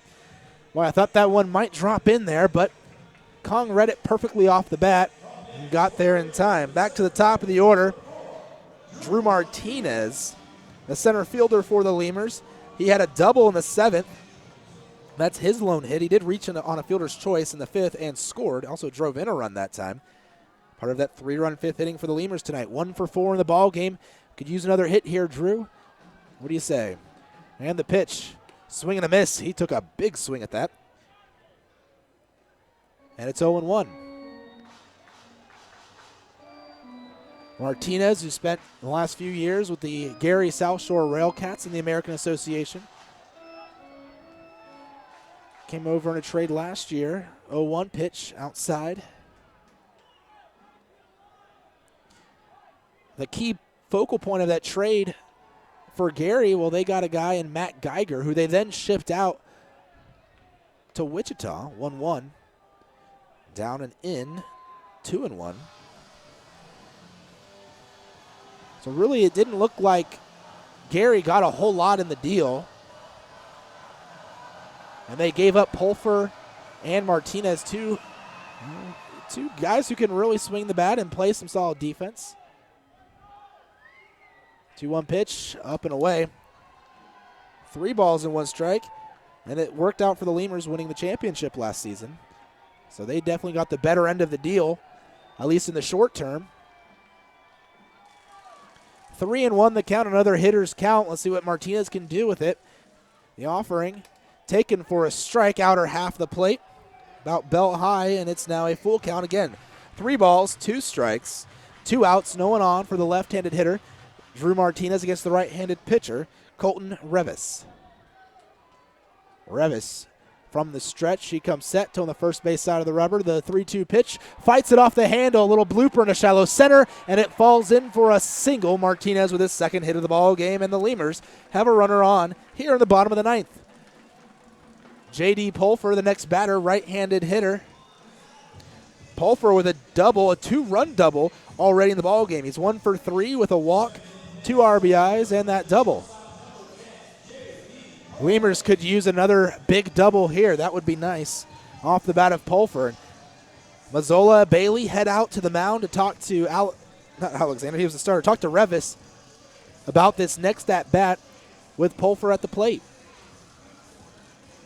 What are the RedHawks going to do with Pulfer? They intentionally walked him in the 7th, but without a bag open.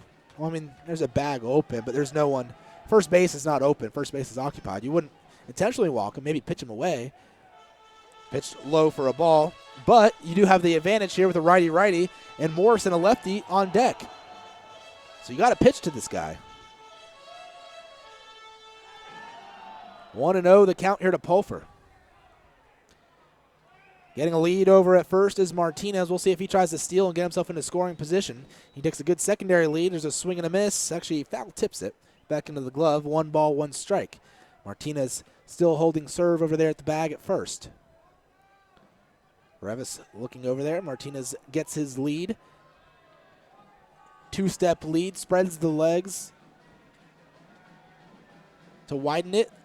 Now he's inching off the bag further. Shuffle, shuffle, secondary. The pitch, a swing and a foul back to the screen.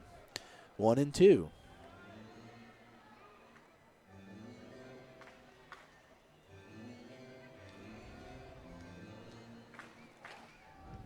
2 outs on the inning.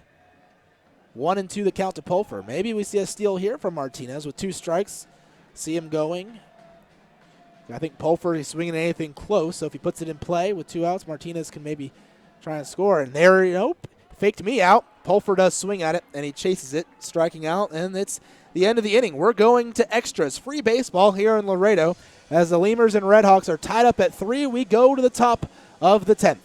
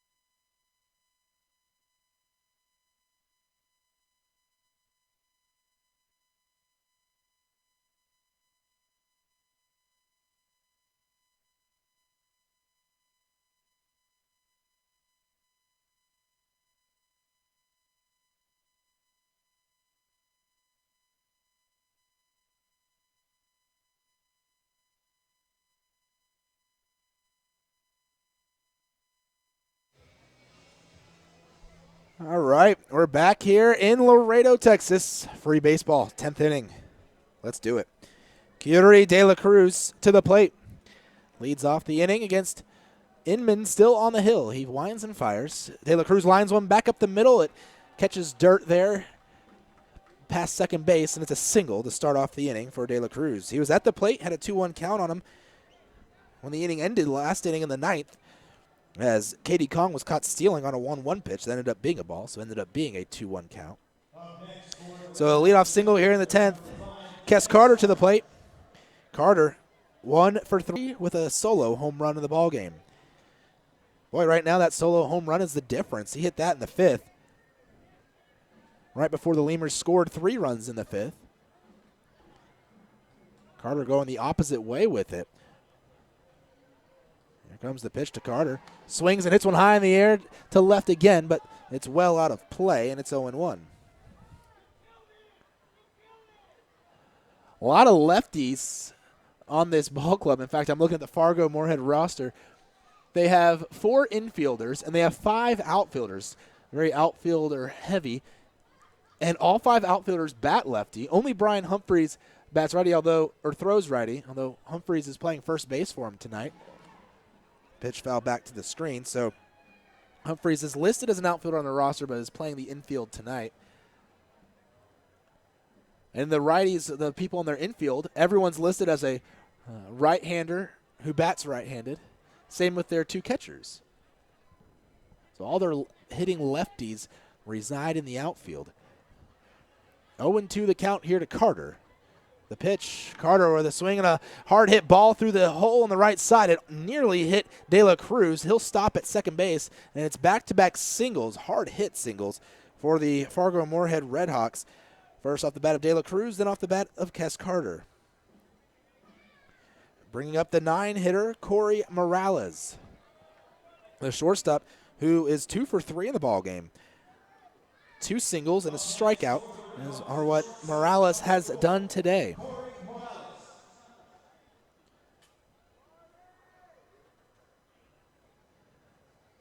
Morales, a righty, one of those righty infielders I was just saying. Runners on first and second. Corners are playing in. Poso and at first, over at third, Danker. You got to expect Morales to be bunting here with 2 men on and no outs to try to push those runners both into scoring position. Inman on the hill, righty-righty matchup. Here comes the pitch. He does square around, and it'll just miss the zone.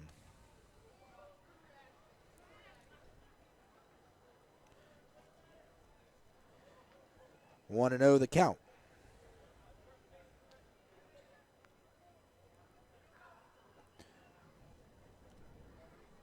One ball, no strikes. Runners on first and second. De La Cruz at second. Carter at first. Runners the runner at second, De La Cruz, started to move a little bit early, but he got back as there was a move towards second. He's back in time. Well, that would have been nice if RedHawks could have gotten a cheap little out there of the lead runner at second.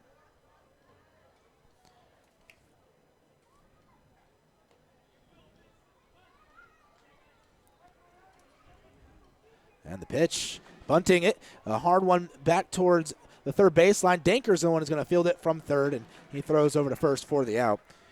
A sac bunt pushing Carter to second and De La Cruz to third. Nice work there by Morales. He hit it hard, but he hit it straight down, so it didn't go far. It actually took a nice big hop up. That's what you want there from a sac bunt.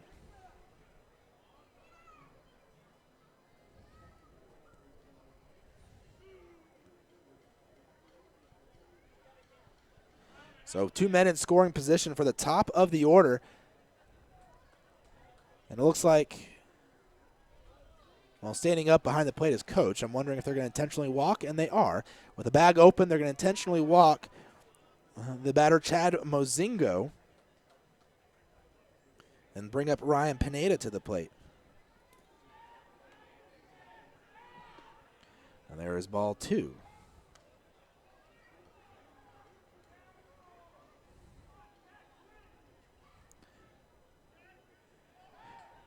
Eight hits in the ball game for the RedHawks, 6 for the Lemurs.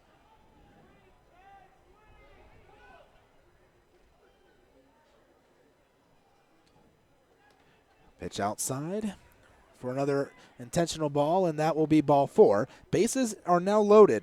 Big situation here. Those 2 leadoff, those 2 singles to start off the inning here in the top of the 10th, and put the Lemurs in a bit of a tight spot here. Inman, that intentional walk of Mozingo, now has Mozingo at first, Kes Carter at second, and Kiuri De La Cruz over at third base. There will be a mound visit by the pitching coach, Ben Moore. Just his second visit of the ball game. He went out and had a chat with starter Ryan Beckman earlier in the game.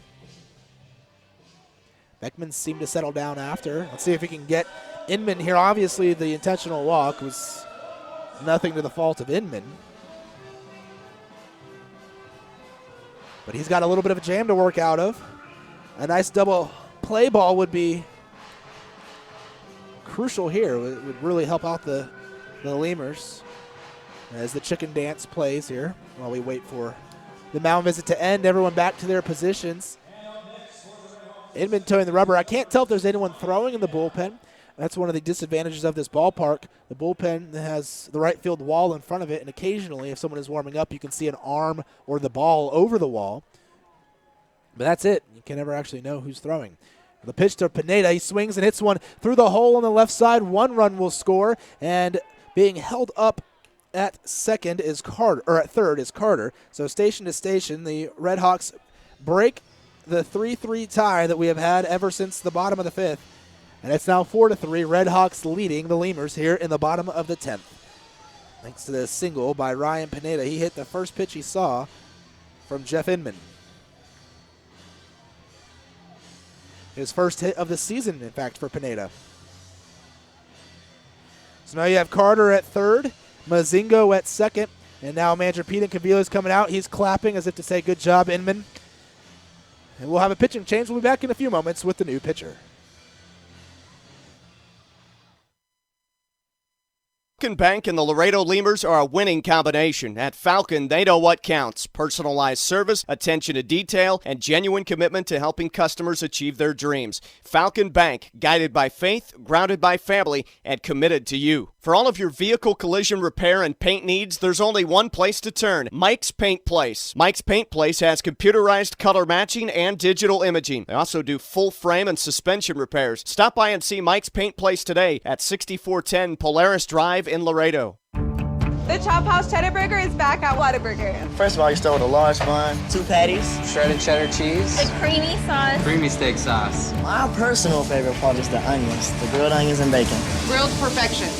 It's good stuff. Love it. You take a bite. It's hard to describe. It's hard to put into words. The Chop House Cheddar Burger. Chop House Cheddar Burger. It's back. I don't have anything else to compare it to. It's the best out there, I think. The Chop House Cheddar Burger is back. Only at Whataburger and only for a limited time. Chavarrias Plumbing's the #1 choice for any plumbing problem. Chavarrias is a full-service company with up-to-date technology, trained professionals. With over 30 years of service to the community, Chavarrias is still growing strong. Visit chavarriasplumbing.com and go Lemurs! There's a reason why Popeyes creates some of the best tasting chicken in the world. We were born in New Orleans, Louisiana, the land of good fun and great cooking. Spicy flavor is a way of life in New Orleans, and everything we make reflects it. From our Popeyes bona fide chicken and handcrafted tenders to our home-style mashed potatoes with Cajun gravy and our soft buttery biscuits, everything we make is made with care and served up fresh. Only at Popeyes. Driscoll Health Plan loads the bases with value. We knock it out of the park with all the value-added services we bring to our Medicaid members. Driscoll families cheer on the Grand Slam packages, sports physicals, free memberships to Boys and Girls Clubs, and dental care for pregnant women over 21. New pitcher in the ball game. It is Kamakani Usui. To the plate, the batter he'll be facing is Brian Humphreys with runners, runners on every base. Bases are loaded. Humphreys today 1 for 4 in the ball game. Usui, 6 foot, 195 pounds. He delivers the first pitch to Humphreys. Humphreys pops it up right over my head. Boy, if that was a little lower, it would have come in the window. Well, more than a little. It was pretty well over my head. 0-1 the count. Humphreys, a left-handed batter, against the right-hander Usui, who last year spent time with Amarillo in the American Association and Schaumburg of the Frontier League. 0-1 the count. Runners get their leads. And the pitch to Humphreys. He'll swing at this one and miss it. It's in the dirt. Count 0-2. Coach blocked it. Nice work there by the catcher for the Lemurs. Been impressed with Coach tonight. I was impressed with Coach last year. I saw him play for Sioux City a number of times. But he's done a good job of blocking the baseball tonight. And the one guy that tried to steal on him, he gunned down with plenty of time. 0-2 the count. Usui looking for a big strikeout here. The pitch, a swing and a miss, and there it is, strike 3. So Usui comes in, strikes out the first batter he faces, and just like that, there's 2 down on the inning.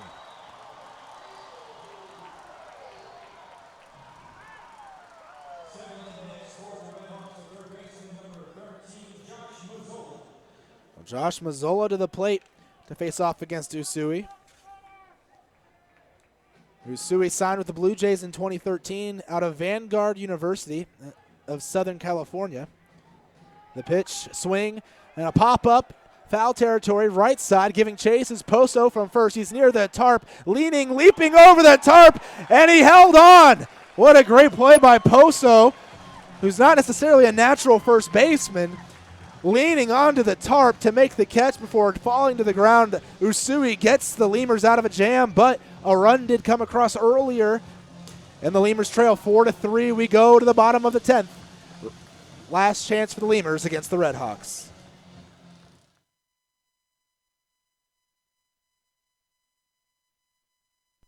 Quench your thirst at a Lemurs game with a beverage from Southern Distributing Company. Try mainstays like Miller Lite, Miller 64, and Coors Original, or reach for a Red's Apple Ale or Leinenkugel. Batch 19's the newcomer, a pre-prohibition beer inspired by the last batches of beer brewed before 1919. Miller invented light beer, the original light Pilsner, and that changed everything. This led to fewer guys with beer bellies, which led to more women attracted to those guys, which led to dates, second dates, wedding bells, and honeymoons, which led to hubbada, boom, which led to you. Miller Lite, we invented light beer, and you're welcome. 12 ounces contain 96 calories, 3.2 carbs, 1 protein, 0 fat. Great beer, great responsibility. Miller Brewing Company, Milwaukee, Wisconsin. Texas Outlaw Grill is a proud sponsor of your Laredo Lemurs, specializing in outlaw delicacies such as the Texican, the Gringo, and the Bandit hot dog and their ever-famous barbecue burger. Be the first to try their groundbreaking Cabrito hamburger and Cabrito hot dog. For all to-go orders, catering, and fundraising information, go by 5209 Springfield Suite number 4 or call 956-771-1919. That's Texas Outlaw Grill. Hey, ¿tienes algo que celebrar? ¿Que le salió el primer diente a tu hijo? ¿Que tu abuelita aprendió a tuitear? ¿Que cambiaste tu cheque? La respuesta es la misma, pues un carnesazo. No importa lo que estés celebrando, lo que importa es que lo celebres, pues con un carnesazo de H-E-B. En H-E-B encuentras gran variedad de cortes a precios bajos y de buena calidad. Carnesazo, carne asada con ganas, solo en H-E-B.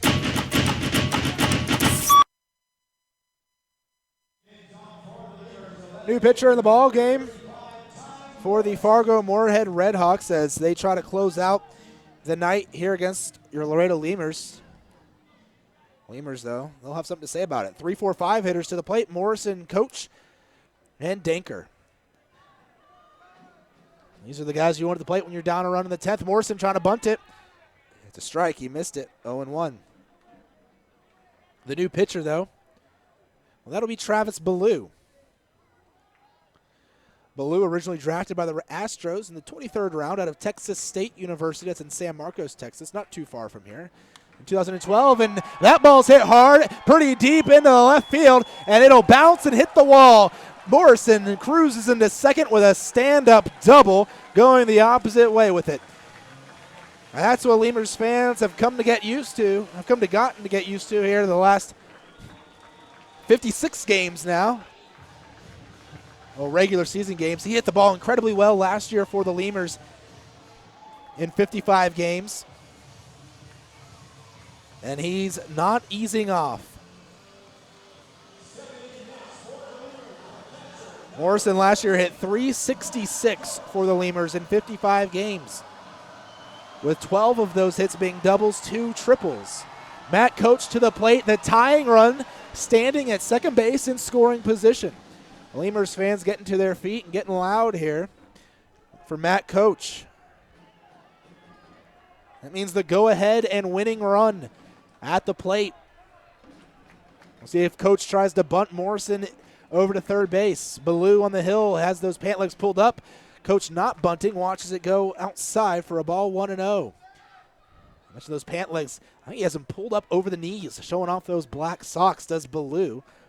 Ballou, who's pitched in the Astros organization all the way through last year, ended up getting released after spring training this year. Pitch called a strike.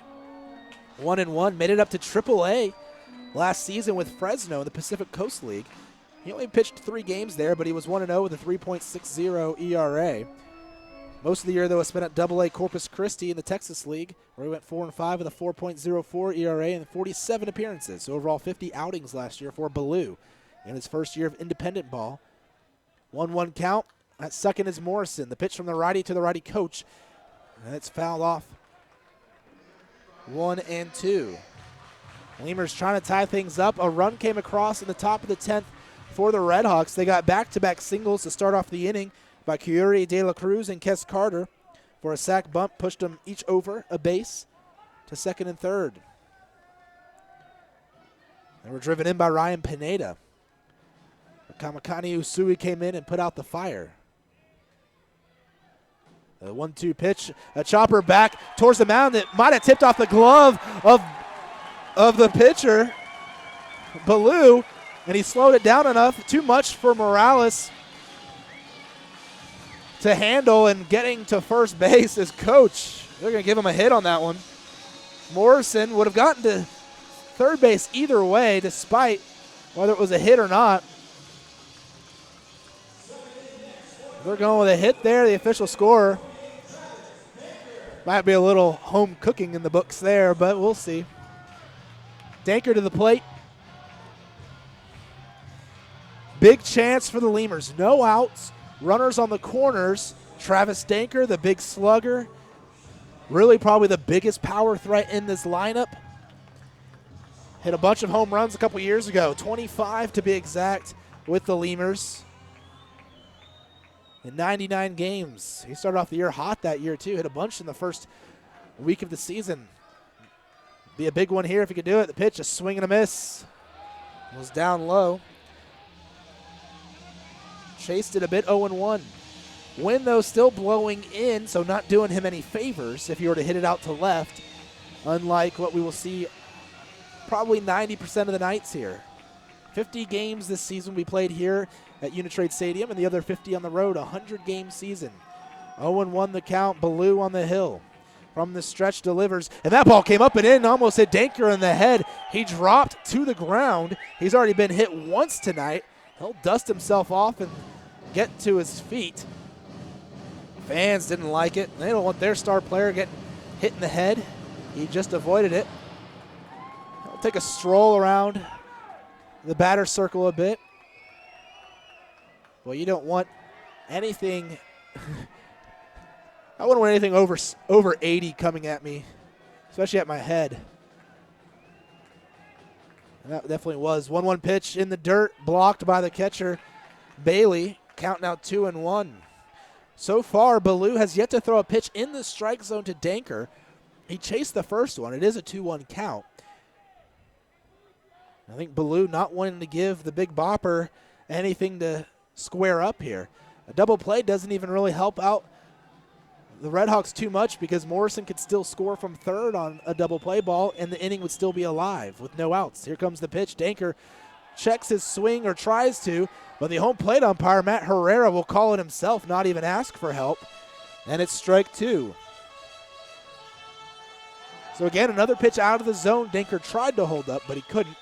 So 4 pitches, 4 out of the zone. Danker chasing 2 of them. It's 2 balls and 2 strikes, the count. Ballou, I keep wanting to call him Bellows.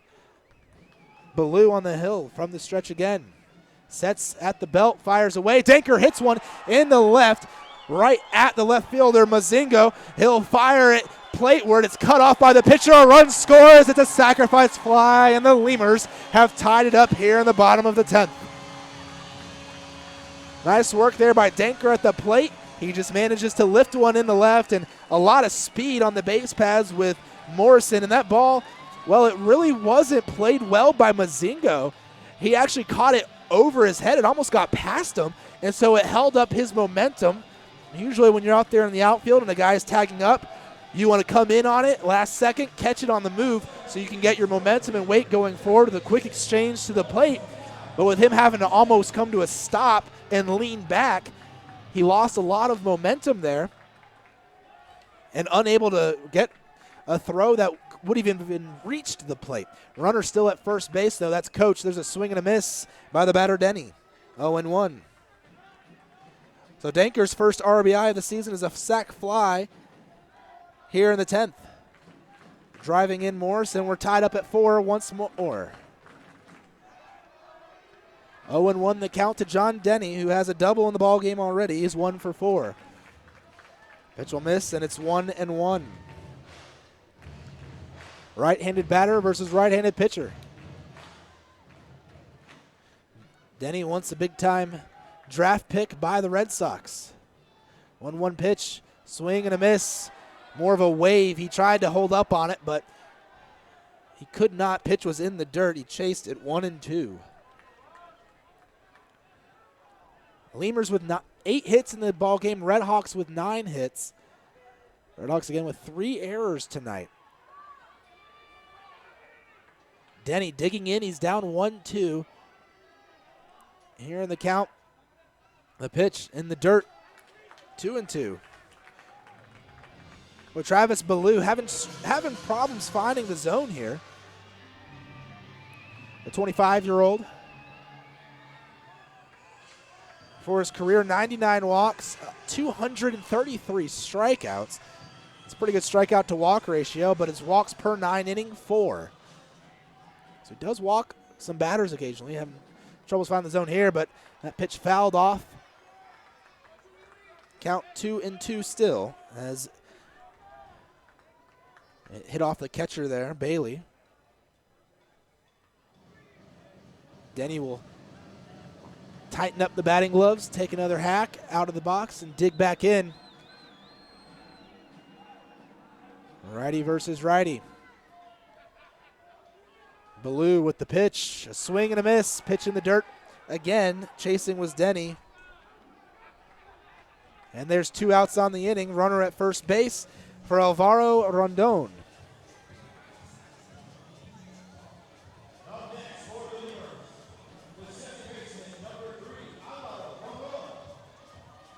Rondon, the lefty, against the righty Ballou. Over at first base, you have Matt Coach, the catcher for the Lemurs.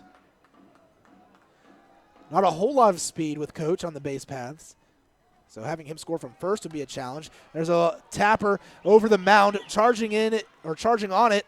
Across the diamond is Mazzola from third. He'll make the play, throwing to first, retiring Rondon. That'll end the inning, but the Lemurs score a run thanks to a double by Morrison to start off the inning and a sac fly off the bat of Travis Danker.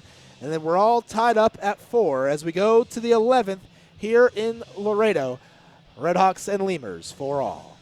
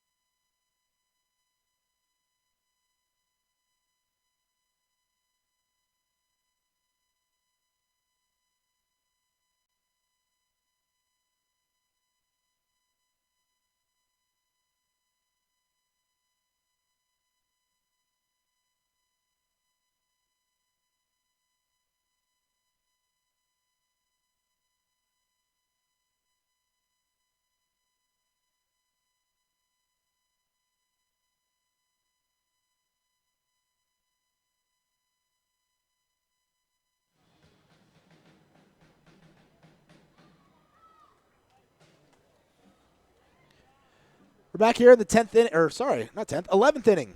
More free baseball. Kamakani Usui still on the hill. There's a check swing, but he went through the zone. That batter is KD Kong.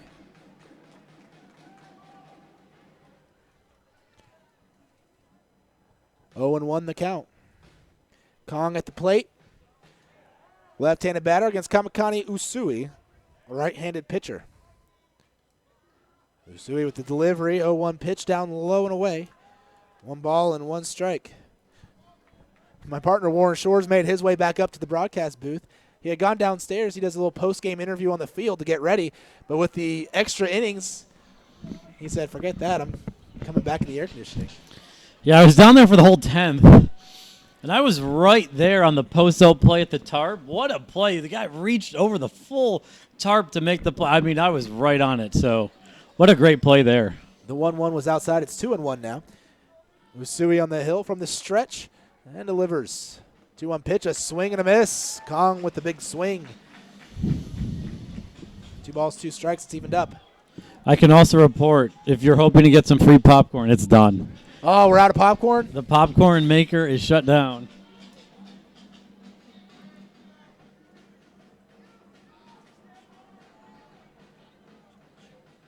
Here comes the pitch, a swing and a pop-up foul.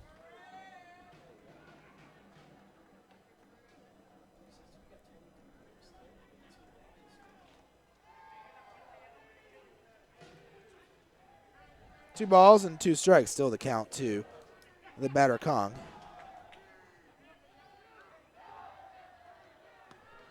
A pitch missing low, count now full 3-2. Well, I'm hoping we're on right now. I'm being told that we might not be. Check it out on my computer. 3 balls, 2 strikes, full count. No outs here in the top of the 11th. Usui on the hill, the pitch to Kong. Swing and a foul ball hit to the left side.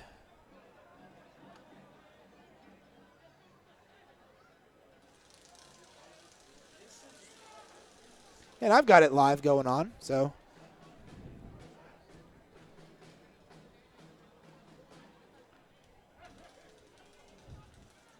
Apologize for some of the technical difficulties we have had here tonight. Pitch, swing and a miss in the dirt. Tag applied by the catcher, coach. And there's strike 3. Usui with a strikeout, his second of the ball game. First out of the inning here. We've had to kind of stop and restart the stream a couple times. It is the first game of the season. We thought we had this all worked out earlier, but with the preseason games, but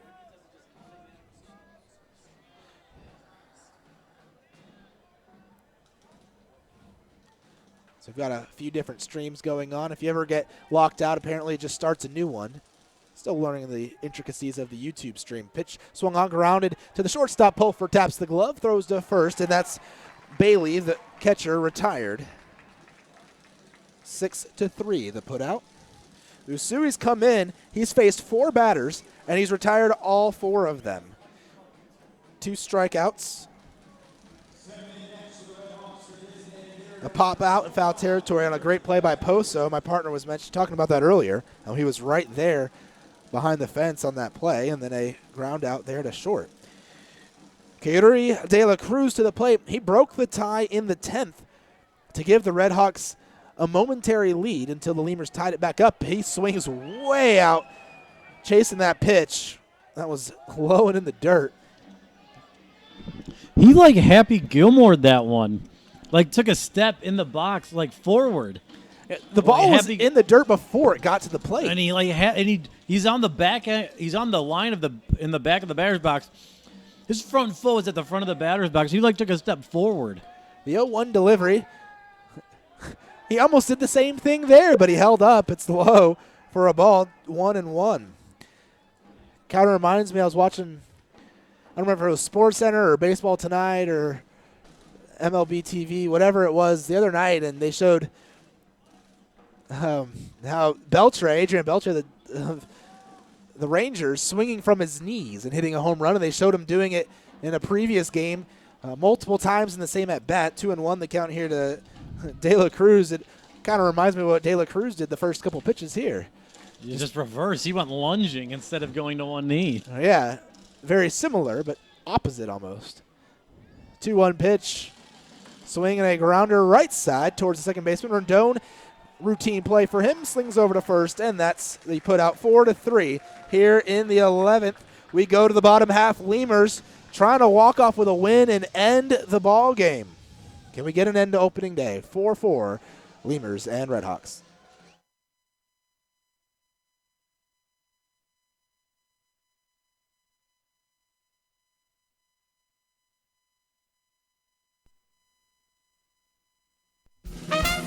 Getting hungry? Popeyes always hits the spot. Make sure to stop by any Popeyes location to try out Popeyes' new Smoky Garlic Chili Chicken Dinner. It includes 4 smoky garlic chicken tenderloins served with Popeyes' new garlic herb dipping sauce, your choice of a signature side, and a buttermilk biscuit for just $4.99. Promotion starts Monday, May 25th.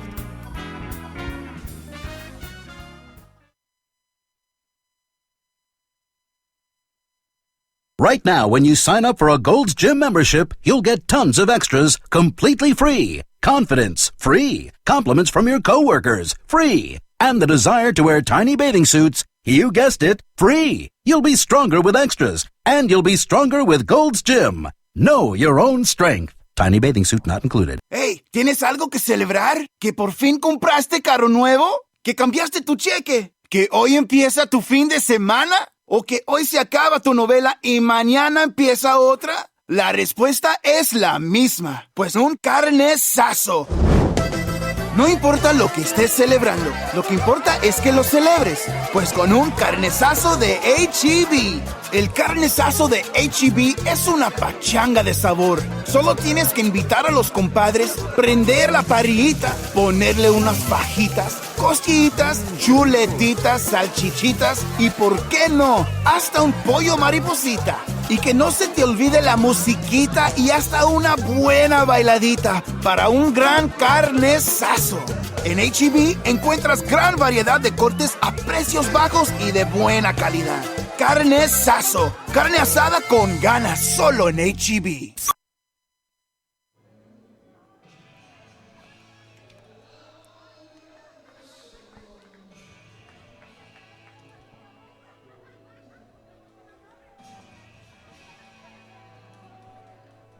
Well, Travis Ballou's day is done. He exits the ball game here in the 11th inning, and we'll have a new pitcher for the Fargo-Moorhead RedHawks. It is Mike Mason.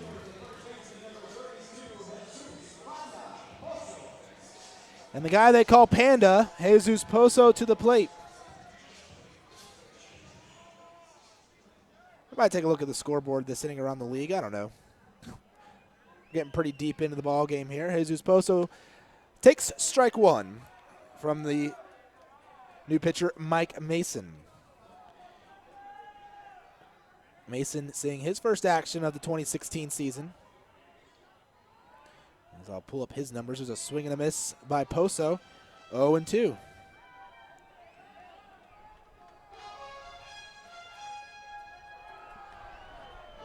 Mason, 6'3", 210 pounds, left-hander.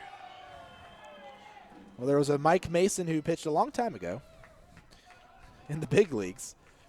By a long time ago, he last pitched in 1988. That is not this Mike Mason. I'm pretty sure. There we go, found him. Pitched with Asheville in 2013. That's the last time he pitched in pro ball. The Asheville Tourists in the South Atlantic League. And that pitch comes inside the 1-2. It'll hit Pozo. I mean, you hate to see guys get hit by pitches. Those hurt. But at this point, in the bottom of the 11th inning, you want base runners because you want to run. And we'll take it. Pozo, he's a tough dude. He can handle it. He walks down to the bag at first. Actually, take it back. Mason pitched with Fargo last year. 10 games, had a 5.7 or a 5.32 ERA, 2-2 record. He didn't pitch in 2014. Reggie Wilson to the plate. Mason was drafted a couple of times, once by the Rangers in 2011 out of Marshall University, but he stayed in college and was drafted the following year in the 24th round. The first time was 23rd round, so he dropped a round, but still about the same spot. This time by the Rockies, or that time by the Rockies. Lasted a couple years in the Rockies system before being released. Here comes the pitch. Bunting is the batter, Wilson, and it goes right back to Mason. He thought about going to second with it, but he held up. He might have had a chance at Pozo, but it would have been close. Nice work there to push the runner over. Pozo now stands at second. He's the go-ahead run. 1-4 on the putout. Out number one of Wilson. That brings up Drew Martinez. Martinez, he's reached base each of his last 3 times. Once on a fielder's choice, once on a double, and once on a single. He's driven a run in. That was on that fielder's choice. So he is 2 for 5 on the night overall. Could use a big hit here from Martinez. Lefty-lefty matchup. And the pitch taken on the curveball for a strike outside corner, 0-1. So with Mason in the ball game, that means that Travis Ballou's day is done. I'll give you his numbers here in a moment. As the 0-1 swung on and grounded right back up the middle. Mason gloves it, but he throws it into the dirt at first, but it's picked out by Humphreys. Wasn't a tough dig. Boy, if that had gotten away from him, that would have been the 4th error of the ball game. But Humphreys saves him from the error. 1-3. The put out number 2. J.D. Pulford to the plate. He has a double in the ball game. We'll see if they decide to walk him intentionally. They did so earlier in the ball game to get to the lefty Ty Morrison. You have first base open here, and it's a righty against a lefty, so we might see that. Well, let's see. Bailey not getting down behind the dish. Nope, he's going to get intentionally walked is Pulfer. Bailey's still standing. He puts the hand out, and here comes the first intentional walk. So Pulfer, 2 intentional walks today. Fans don't like it. They're booing. They want to see Pulfer hit. I do too, but hey, if Morrison doubles like he did the last time up, I'll take that too. Let's take a quick look at what the numbers were for Ballou in the ball game. 1 inning pitched, 2 hits, 1 run. It was earned. And he struck out a batter in his inning of work. I don't know that I gave Revis his numbers. Colton Revis, 2 innings pitched, 1 hit, 3 strikeouts, no runs, and no walks. And while we're at it, let's take a look around the American Association as we wait. And there's the 4th intentional ball. So runners on first and second.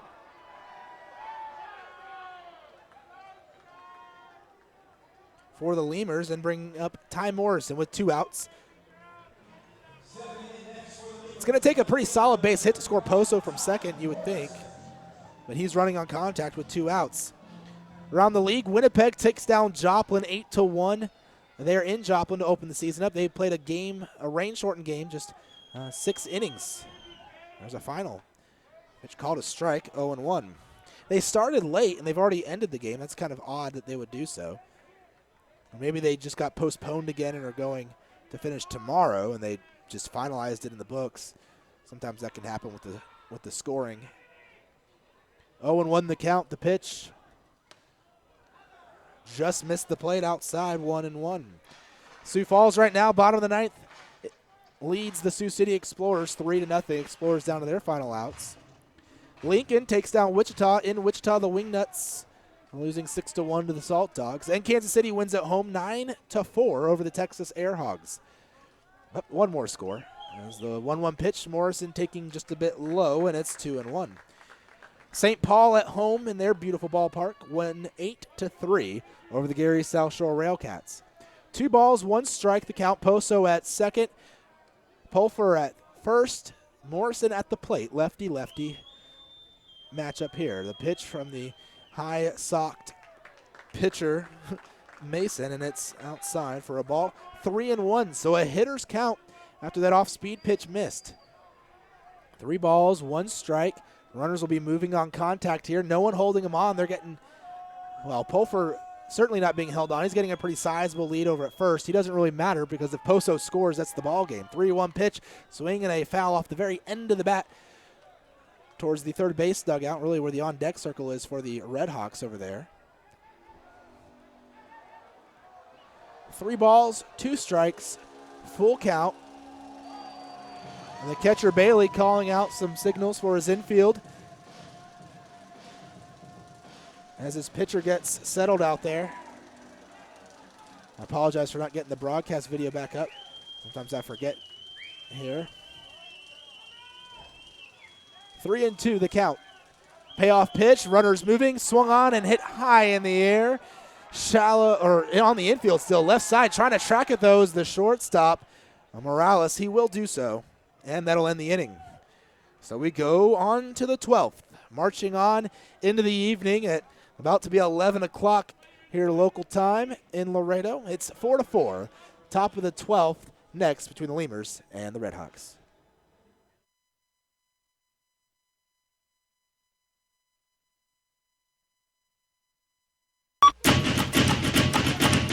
Before your Memorial Day party gets going, drive over to Ashley Furniture Home Store this week for our best Memorial Day sale ever. Get dramatic price reductions store-wide or no interest until January 2021. Choose from sofas and sectionals, all at unbelievably low prices. Plus, find savings on beds and amazing deals on dining rooms. It's our best Memorial Day sale ever, so don't wait. Hurry over to Ashley Furniture Home Store right now. Ashley Furniture Home Store. This is home. 4520 San Bernardo Avenue, Laredo, Texas. 956-712-2401. Subject to credit approval. Minimum monthly payments required. See store for details. Uni-Trade continues to provide solutions in foreign trade through a highly satisfactory customs brokerage service. Uni-Trade has quality trained personnel devoted to the highest level of customer service. For all your transportation, distribution, and consolidation needs, it's Uni-Trade. Laredo Sports Medicine Clinic, the official team doctors of your Laredo Lemurs. Now with 2 convenient locations to better serve you. Our north location is located at 9652 McPherson Road, Suite 12. Our south location is located at 5102 State Highway 359. Laredo Sports Medicine offers an array of services from physical therapy to our newest service, orthopedic surgery. Laredo Sports Medicine Clinic is changing orthopedic care one athlete at a time. Visit our website at laredosportsmed.com for more information. We'd like to imagine that if you're listening to this, it's on a radio in a backyard in between innings. The grass was mowed this morning, and the grill smells like heaven. And what do you know? Your friends just arrived with a 24-pack of Miller Lite, along with a few new friends to enjoy them with. Here's hoping we're right, and you're not just stuck in traffic. Here's hoping it's Miller time. Great beer, great responsibility. 2015 Miller Brewing Company, Milwaukee, Wisconsin. South Texas families never strike out with Driscoll Health Plan. Catch the value-added services we pitch to our Medicaid members. Enjoy a free membership to specific boys and girls clubs. Receive gift cards for completing Texas healthcare checkups. Restrictions and limitations may apply. Visit us at DriscollHealthPlan.com. Core Business Solutions is a proud sponsor of Lemurs Baseball. Core Business Solutions services the 17 southernmost counties of Texas as well as areas of northern Mexico. They offer a wide range of high-tech solutions for businesses and organizations. Make Core Business Solutions your solution today. All right, top of the 12th. Boy, my voice is getting tired. Glad I have Warren Shore here to give me a rest for a few innings each ball game. Didn't think we'd be going 12 on opening day. Luis De La Cruz into pitch in relief for the Lemurs. First pitch will miss for a ball, 1-0. The batter, Kes Carter, the center fielder for the Fargo-Moorhead RedHawks. De La Cruz, right-hander, played with Laredo last year as well as with San Antonio in the Padres organization's Double-A. Pitch outside, and it's 1 ball and 1 strike, or 2 balls and no strikes. Originally signed with the Padres organization out of the Dominican, pitched in 2007 in the Dominican Summer League. Pitch swung and a miss. That's his first taste of pro ball. Was with him all the way until about midway or partway through the season last year. Pitched 31 games for the Lemurs last year, posting a 2-2 record with a 2.83 ERA. 35 innings. A solid man out of the bullpen for the Lemurs. 14 walks and 38 strikeouts. 2-1 pitch. Just a bit inside. Boy, that looked good from here. Again, fans are letting the umpire have it tonight. 3-1 the count here to Kes Carter.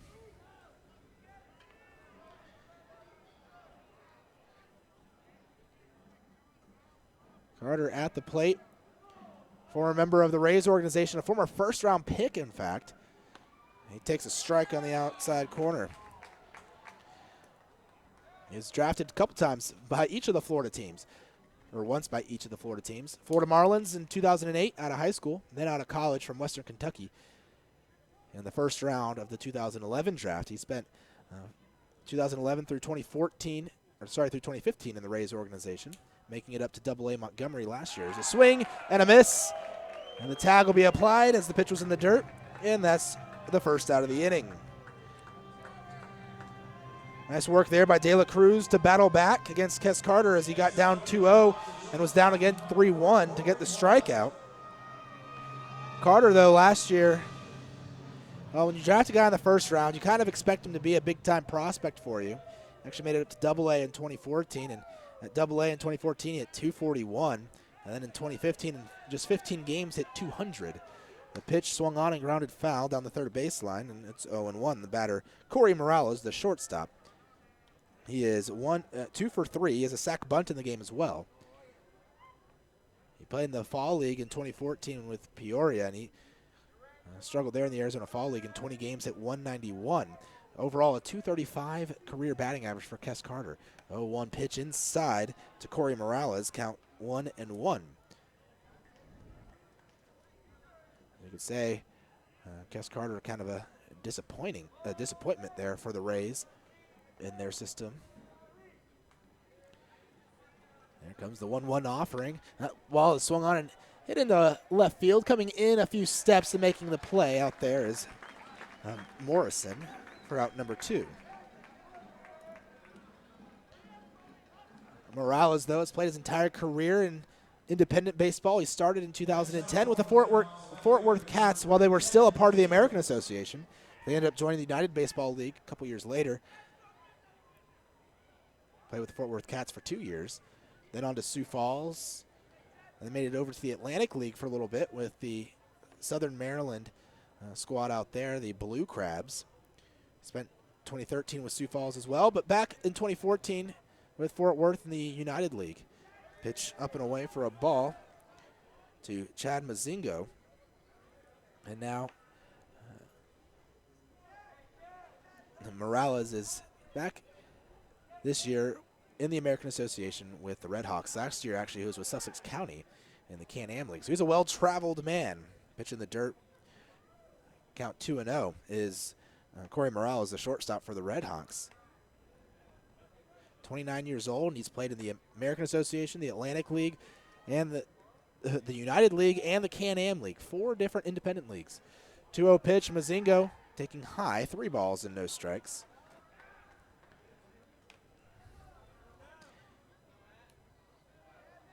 This series, the only series that we play Fargo this year. We don't go up there, which is, I'm a little sad. I do like their ballpark. It's a fun place to call a game. 3-0. Mazingo taking a strike. It's now 3-1, taken all the way. Mazingo started his career in the Nationals organization, drafted 20th round, 2010 out of Rice. Spent 2 years there, made it up to their short season New York Penn League team. That's actually where he started in 2010, was in the Gulf Coast League in 2011. 3-1 offering, Mazingo with a big step forward and a swing, fouls it back off the screen, 3-2. He made his foray into independent ball in 2012 with Schaumburg in the Frontier League. Then in 2013, again with Schaumburg, but also a little bit of time with Grand Prairie in the American Association. And he's been in the AA ever since, with Lincoln last year, or in 2014, and then Fargo last year in 2015. 3-2 pitch to Mazingo, a swing, and again a foul back to the screen. 3 balls, 2 strikes, full count, 2 outs, no one on. We're in the top of the 12th. The score is tied at 4 between the RedHawks and the Lemurs. RedHawks with 2 in the first, 1 in the top of the 5th. The Lemurs tied it up in that bottom of the 5th, scoring 3 runs. And then there was no scoring until the 10th when the RedHawks put a run across in the top, and the Lemurs answered with a run of their own in the bottom. Let's go Lemurs fans are chanting here. 3-2 pitch in the dirt, blocked by Coach. And it'll be ball 4. Mazingo takes his base.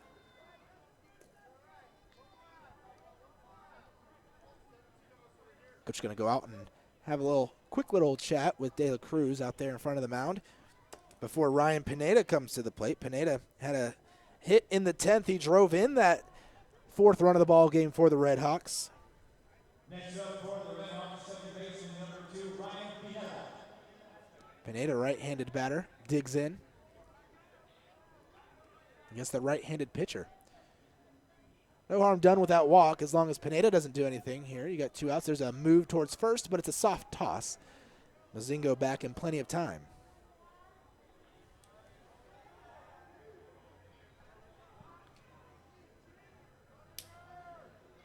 Lemurs trying to get that walk-off win. Some fans still sticking around here into the late innings.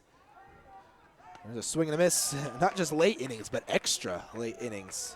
0-1 the count to Pineda. Took a big hack at it. Has a 2-tone color bat, or 2 color bats, really. You say 2-tone, I guess, if it's in the same family of colors, but red and black aren't the same family of colors. Red handle, black barrel. for Pineda. Matches their uniforms with the red shirts and the black socks. The pitch up high, or the red hat and the black shirt. I guess you could go with the top to bottom look there. But it also depends on which way you have the bat standing. 1-1 the count after the pitch missed high. We'll have a mound visit as Poso comes out to join coach with De La Cruz.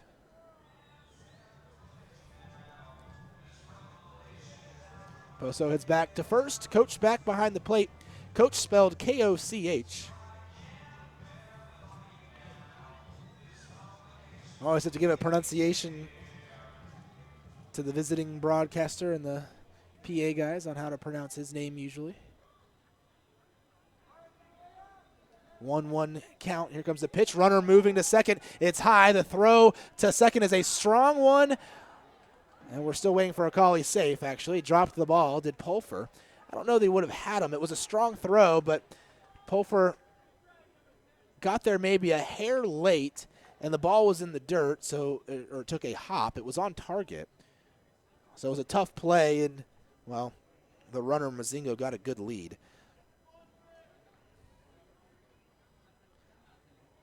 Mazingo is known for his speed. He had 20 steals last year and 21 steals the year before in 2014. In fact, 2014 he had 21 steals in just 75 games.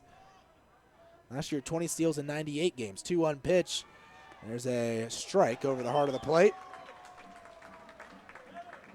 Count now evens up at 2-2. So a runner in scoring position for Fargo here with 2 outs, as Mazingo's managed to manufacture that himself by battling away with 2 strikes on him before finally drawing a walk and then swiping a bag.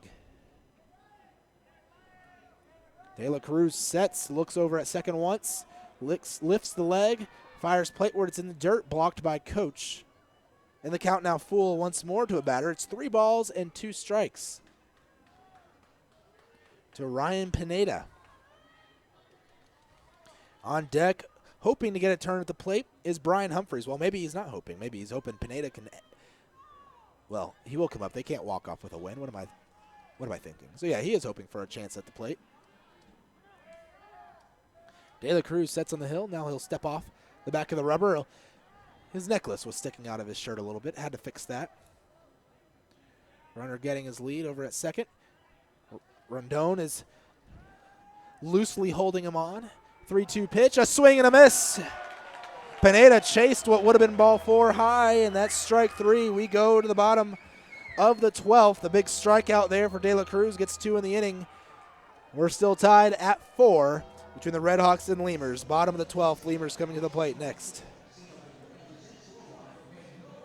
Falcon Bank and the Laredo Lemurs are a winning combination. At Falcon, they know what counts. Personalized service, attention to detail, and genuine commitment to helping customers achieve their dreams.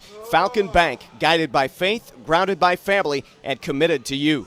Falcon Bank and the Laredo Lemurs are a winning combination. At Falcon, they know what counts. Personalized service, attention to detail, and genuine commitment to helping customers achieve their dreams. Falcon Bank, guided by faith, grounded by family, and committed to you. For all of your vehicle collision repair and paint needs, there's only one place to turn: Mike's Paint Place. Mike's Paint Place has computerized color matching and digital imaging. They also do full frame and suspension repairs. Stop by and see Mike's Paint Place today at 6410 Polaris Drive in Laredo.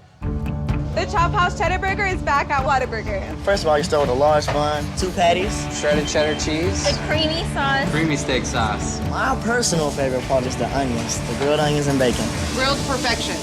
It's good stuff. Love it. You take a bite. It's hard to describe. It's hard to put into words. The Chop House Cheddar Burger. Chop House Cheddar Burger. It's back. I don't have anything else to compare it to. It's the best out there, I think. The Chop House Cheddar Burger is back. Only at Whataburger and only for a limited time. Chavarrias Plumbing's the #1 choice for any plumbing problem. Chavarrias is a full-service company with up-to-date technology, trained professionals. With over 30 years of service to the community, Chavarrias is still growing strong. Visit chavarriasplumbing.com and go Lemurs! All right. Extra innings. Opening day, of course. Of course we're going extra innings on opening day. Still on the hill, it's Mike Mason. And, boy, we better end this game soon because in my book, I'm running out of room to put pitchers. I've only got one more slot left for the Lemurs and 2 slots left for pitchers for Fargo. Matt Coach to the plate.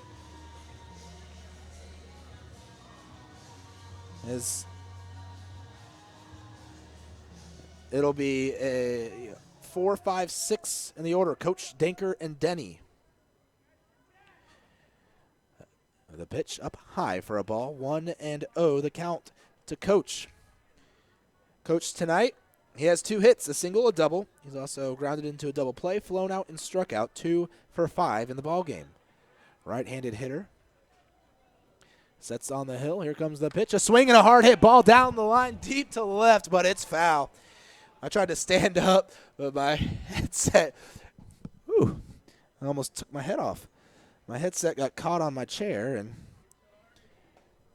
pulled me back down. So count 1-1 here to Coach to start off the inning. The pitch inside on the fastball.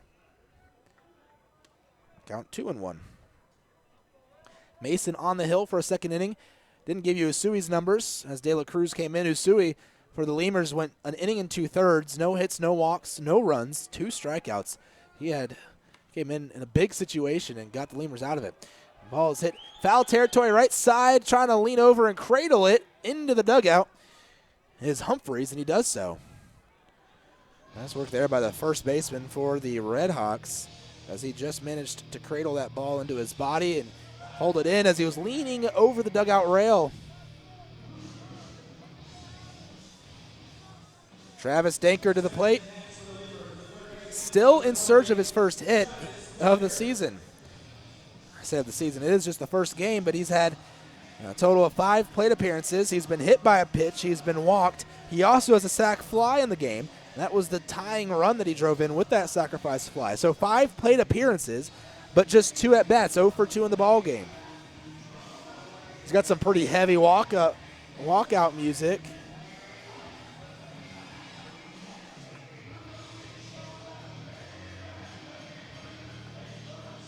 And I don't know what we've got a conversation out here. I wasn't looking. I was looking at the next batter. Incaviglia doesn't like the call of Coach, I guess, on that ball that was hit by the dugout. I don't know what he's trying to argue. Maybe that area is out of play, but I don't know. He's got his hat off. And you know, if Pete has his hat off, he's not happy.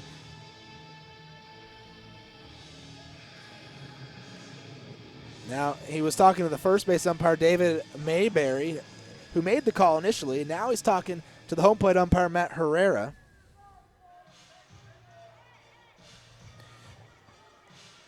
Pete still giving his opinion as he heads back to the dugout. Herrera will walk down back to home plate from the first base area. Pete Incaviglia getting his first championship last season with the Lemurs. He come close a few times. Finally got one last year and looking to repeat this year. Players like playing for Pete. Former big leaguer himself, a former first-round pick himself, in fact. Spent a long time in the big leagues, knows hitting very, very well. The pitch, a swing and a pop-up, right side. Foul territory, giving chase again is Humphreys. He's at the wall there with the upraised fence, but it'll go out of play and land for some fans to get. 0-1 the count here to Danker. Let's see if Danker can end this ball game with 1 swing. If for some reason we go really, really late, like 15, 16 innings late, we might hit the time limit. We have a 12 midnight curfew, 12 o'clock curfew. Can't start an inning after 12. We have to finish it the next day. It wouldn't just end the game. Pitch outside. 1-1. Danker righty against the lefty, Mike Mason. 1 ball, 1 strike, 1 out, no one on the pitch.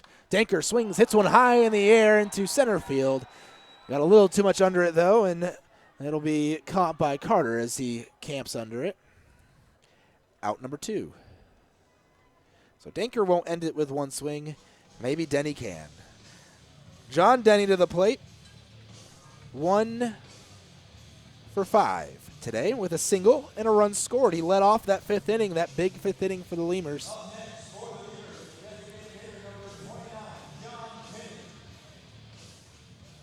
Denny digs in, right-handed batter, left-handed pitcher.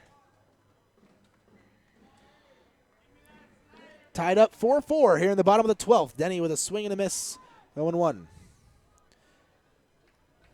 We play tomorrow, 7:05 first pitch. We'll have pregame coverage for you.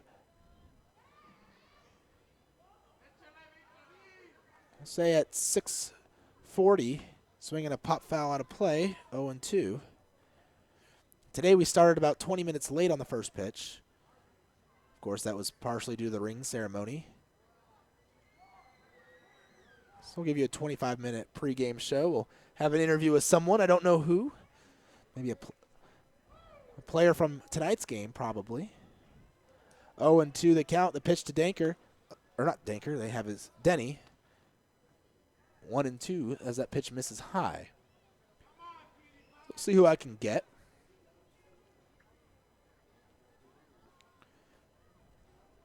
1-2, the pitch. Swing and a miss. There's strike 3, and it's a 3-up, 3-down inning for Mike Mason, and we move on to the 13th inning of play here in Laredo. 4-4, RedHawks and Lemurs.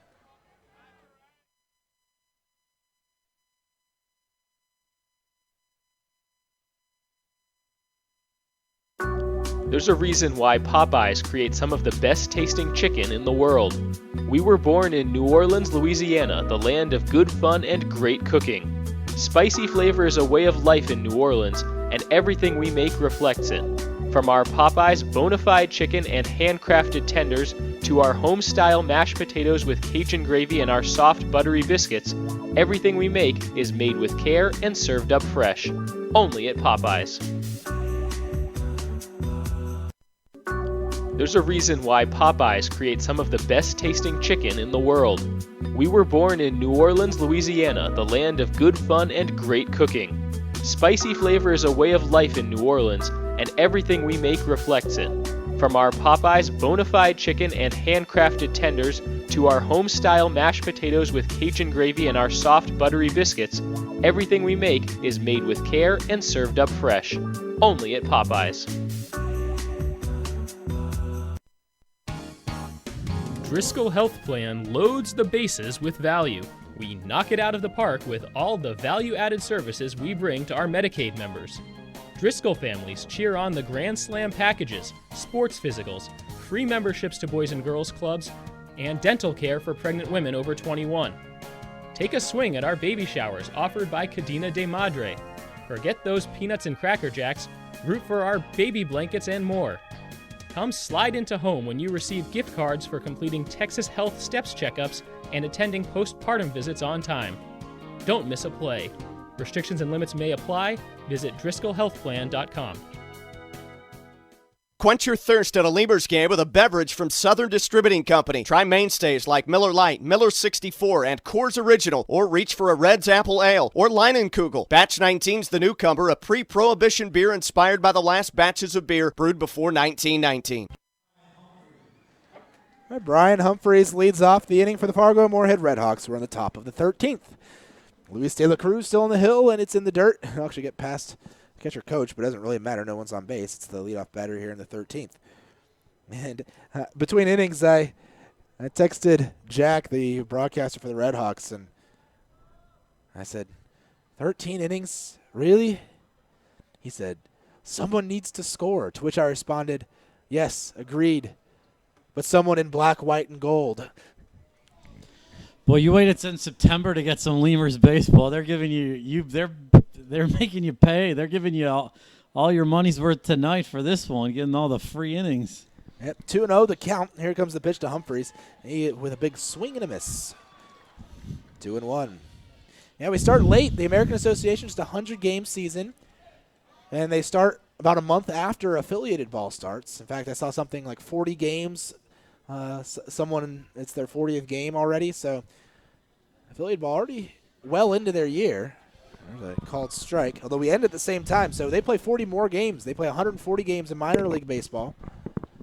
And we play 100 games here in the American Association. 2 balls, 2 strikes, the count to Humphreys. As De La Cruz comes set on the hill, working a little bit slower this inning. The pitch, swing and a ground ball, hard hit to the right. Diving is Rondon. He has it, but he can't come up with it in his hand. He gloves it, and he had a hard time getting it out of said glove. And I think he might have hurt himself. It looked like his arm kind of maybe went limp as he held it by his side. Poso came running out to go grab the ball as it just laid on the ground as Rondon was walking away from it. His left arm on that. That was a great diving play. You could tell right when he got up, he tried to reach in his glove to get the ball, and he just couldn't. Yeah, he struggled to get it out. And he might have just gave himself a dead arm on that dive or something where he rolled over it or something like that. But JoJo is out there, the trainer for the Lemurs, checking on Rondon, and Pete Incaviglia is going to come out and check on his second baseman as well. Of course, I don't know what Pete's medical experience and knowledge is. Former player. That's what his medical experience is. Go ahead and put some ice on it. They should let him get a couple practice throws to something. But that play, I don't know if, James, that play Pete was talking about. Yeah, you were right down there. I was tell right. Me, tell me what I was was right Pete down there. talking So about? the gate, there's a gate there, and it was kind of open. It wasn't locked all the way in, and the first baseman Humphreys was going to make the play no matter what, but it looked like he used the gate being somewhat open, and it moved a little bit to his advantage. So Pete's argument was that he was out of play, so it should have been a dead ball. Now, if the gate would have been locked in, he would have still reached over probably and made the play. But I understand why Pete came out, and I thought that was good to talk to him because the gate did move, and it wasn't fully closed. So I feel like that was a good thing to ask the umpire. First pitch, a strike to Josh Mazzola. It's 0-1 as the Lemurs trying to get out of this inning. A leadoff hit is what they gave to the batter before Humphreys on that diving play. He hit it well, and it was a great diving play by Rondon. He just couldn't get out of his glove. It's hard to give a guy an error on a play where he physically can't throw the ball or get it out of his glove. Fan must have made a nice snag there. Wasn't really watching. But that's interesting what you said about the gate issue there. And, well, I know it's our own team, but that's right there at the Lemurs dugout. And if you want to make sure the gates are closed, that's your own responsibility sitting right there on your side. I think a couple volunteers down there should have closed the gate too. I mean, I'm not going to blame the Lemurs dugout, but the fans that are still here, pitch they're grounded boisterous. Left side. Danker has it, throws the second for one. The turn by Rondon, no issue with the arm there. It's a 5-4-3 double play, and that'll erase the base runner of Humphreys. That's definitely good to see Rondon, especially. It looked like his left arm was the one that if there was any injury, happened there. But that was a nice turn of the double play. Certainly no trouble there for Rondon with whatever the issue was. KD Kong to the plate, the right fielder for the RedHawks. 2 outs, top of the 13th. De La Cruz on the hill. And the pitch on the outside corner called a strike.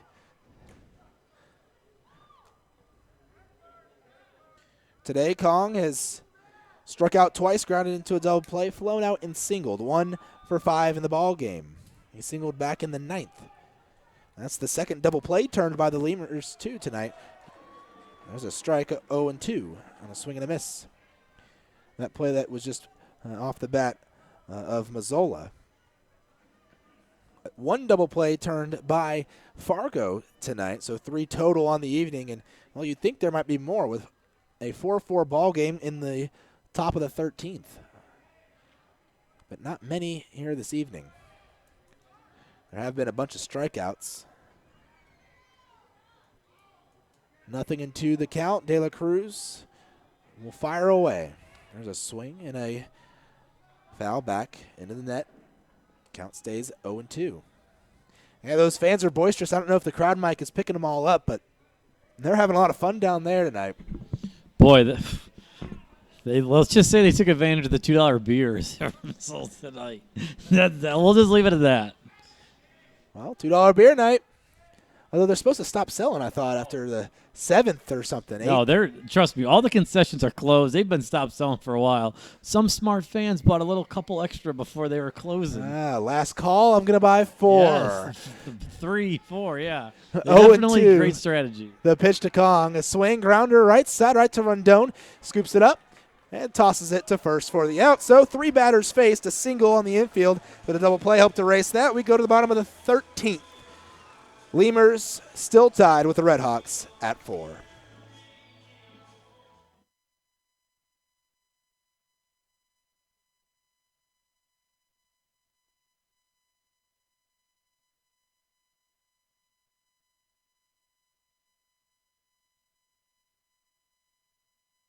Miller invented light beer, the original light Pilsner, and that changed everything. This led to fewer guys with beer bellies, which led to more women attracted to those guys, which led to dates, second dates, wedding bells, and honeymoons, which led to hubba-da, boom, which led to you.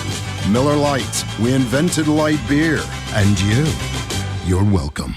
12 ounces contain 96 calories, 3.2 carbs, 1 protein, 0 fat. Great beer, great responsibility. Miller Brewing Company, Milwaukee, Wisconsin.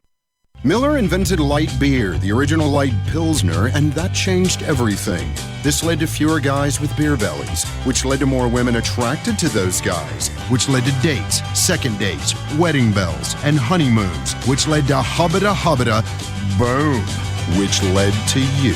Miller Lite, we invented light beer, and you're welcome. 12 ounces contain 96 calories, 3.2 carbs, 1 protein, 0 fat. Great beer, great responsibility. Miller Brewing Company, Milwaukee, Wisconsin. Texas Outlaw Grill is a proud sponsor of your Laredo Lemurs, specializing in outlaw delicacies such as the Texican, the Gringo, and the Bandit hot dog and their ever-famous barbecue burger. Be the first to try their groundbreaking Cabrito hamburger and Cabrito hot dog. For all to-go orders, catering, and fundraising information, go by 5209 Springfield Suite number 4 or call 956-771-1919. That's Texas Outlaw Grill. Hey, ¿tienes algo que celebrar? ¿Que le salió el primer diente?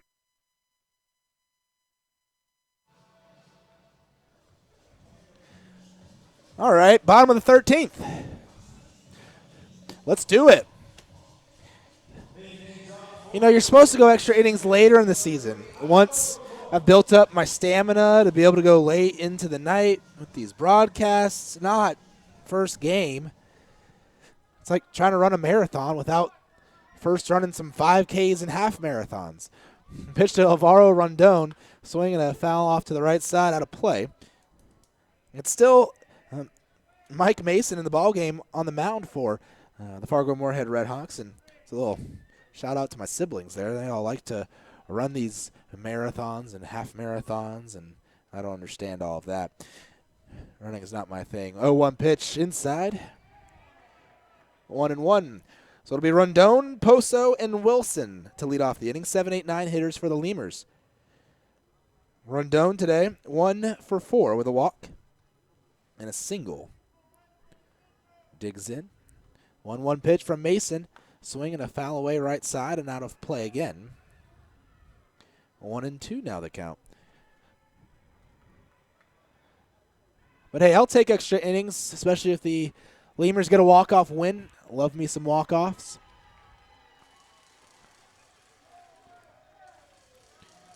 We should have plenty of wins this year, hopefully at least. 1-2 the count. Rondon, swing and a miss. Strike 3. Another strikeout notched on the belt for Mason here tonight. It'll be his third of the ball game. He's going 3 innings tonight. I'm sorry, his second of the ball game. I was going back an extra inning trying to give him a Travis Ballew's strikeout. I don't think Travis would appreciate me doing that, giving away his strikeouts to his teammate Mike Mason. So with Jesus Poso, the guy they call Panda, they of course play that song by, what is it? Is it Future or is it the other one? called Panda. I can't remember all the artists out there right now off the top of my head. I think it's the other one. It's not Future. It's the guy that sounds just like him. Comes the pitch to Poso. Swings and pops one up infield, right side in foul territory, but playable right there by the first base coach's box. Humphreys makes the catch. And there's out number 2. Quickly, Panda retired. And Reggie Wilson to the plate, right fielder for the Lemurs. Wilson, who's not a tall guy by any means, 5'9", shortest player on the team. In fact, shortest player on either team. Well, okay, he's tied for the shortest. Brian Johns and Ryan Wagner for an infielder and a catcher, respectively, for the RedHawks, who are not in the lineup tonight, are both 5'9". But no one 5'9" or shorter for the Lemurs this year. Pitch on the inside corner, called a strike.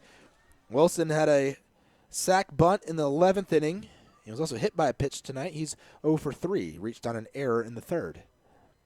0-1 the count. 2 outs, no one on. Tied at 4. Airhogs and RedHawks. Or Lemurs and RedHawks. Goodness. I hate this whole changing teams thing. I was with the Airhogs last year, and it gets in you. And I did it there when I was with the Lemurs before, and kept wanting to say Lemurs. 0-2. Wilson swings, fouls it off the catcher, and it's still 0-2. RedHawks and Lemurs. As a broadcaster, you can develop habits, and it's not a good thing with your words, especially when you're tired. Some of those come out. 0-2, the count here to Wilson still. According to his player bio on the Oklahoma City University website, it says his favorite athlete is Deion Sanders. Neon Deion. He fouls that pitch away. Of course, Deion Sanders, a two-sport athlete in college and in the pros. He played both football and baseball at Florida State, and then football and baseball in the pros. He played for the Atlanta Braves, as well as with a multitude of NFL teams. Of course, most well known for his football accolades, a Hall of Famer. 0-2 pitch. Wilson taking outside for a ball. 1-2 the count. But he was a pretty solid baseball player in his own right, was Deion Sanders. He's the only person to score a touchdown and in the NFL and hit a home run in the big leagues in the same week. There's a swing and a miss, strike 3. Now that's the 3rd strikeout of the ball game for Mike Mason. 2nd of the inning. We go marching on to the 14th here in Laredo. Lemurs and RedHawks tied at 4.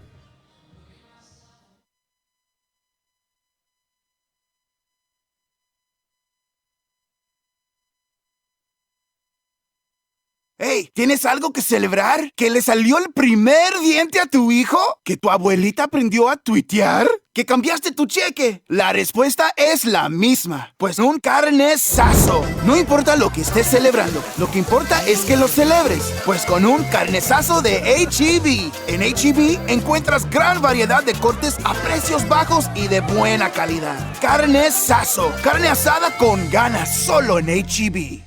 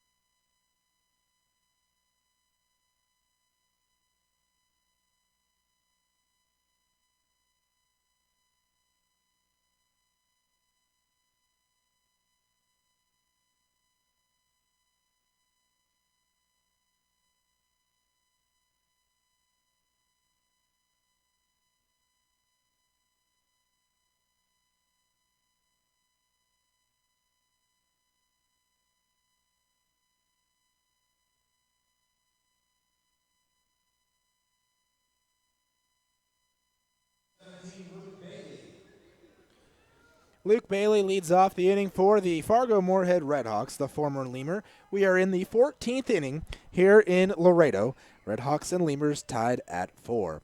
Luke Bailey, right-handed batter against the right-handed pitcher, Jimmer Kennedy. New pitcher in the ballgame, by the way, for the Lemurs. Here comes the pitch from Kennedy. Taken for a strike at the knees, 0-1. Kennedy, just acquired this past offseason, 6'2", 210, right-hander. Pitched last year with Sioux City. Out of the bullpen, the 0-1 pitch, a swing and a miss. Tried to slow down that swing and maybe stop the swing, but he couldn't. 0-2. Kennedy, another Sioux City transplant here. Well, he's not from Sioux City, but he pitched there last year. Pitching to his counterpart, Matt Coach, behind the dish from last season, so they have a great rapport. 0-2 pitch. Whew, just missed. Looked like it was at the knees on the corner, but they'll call it a ball. 1-2.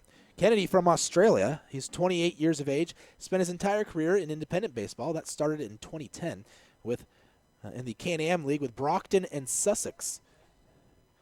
Made his way over to the American Association in 2011 with Fort Worth. Pitched in Brockton as well in 2011 and in 2012 with New Jersey in the Can-Am League.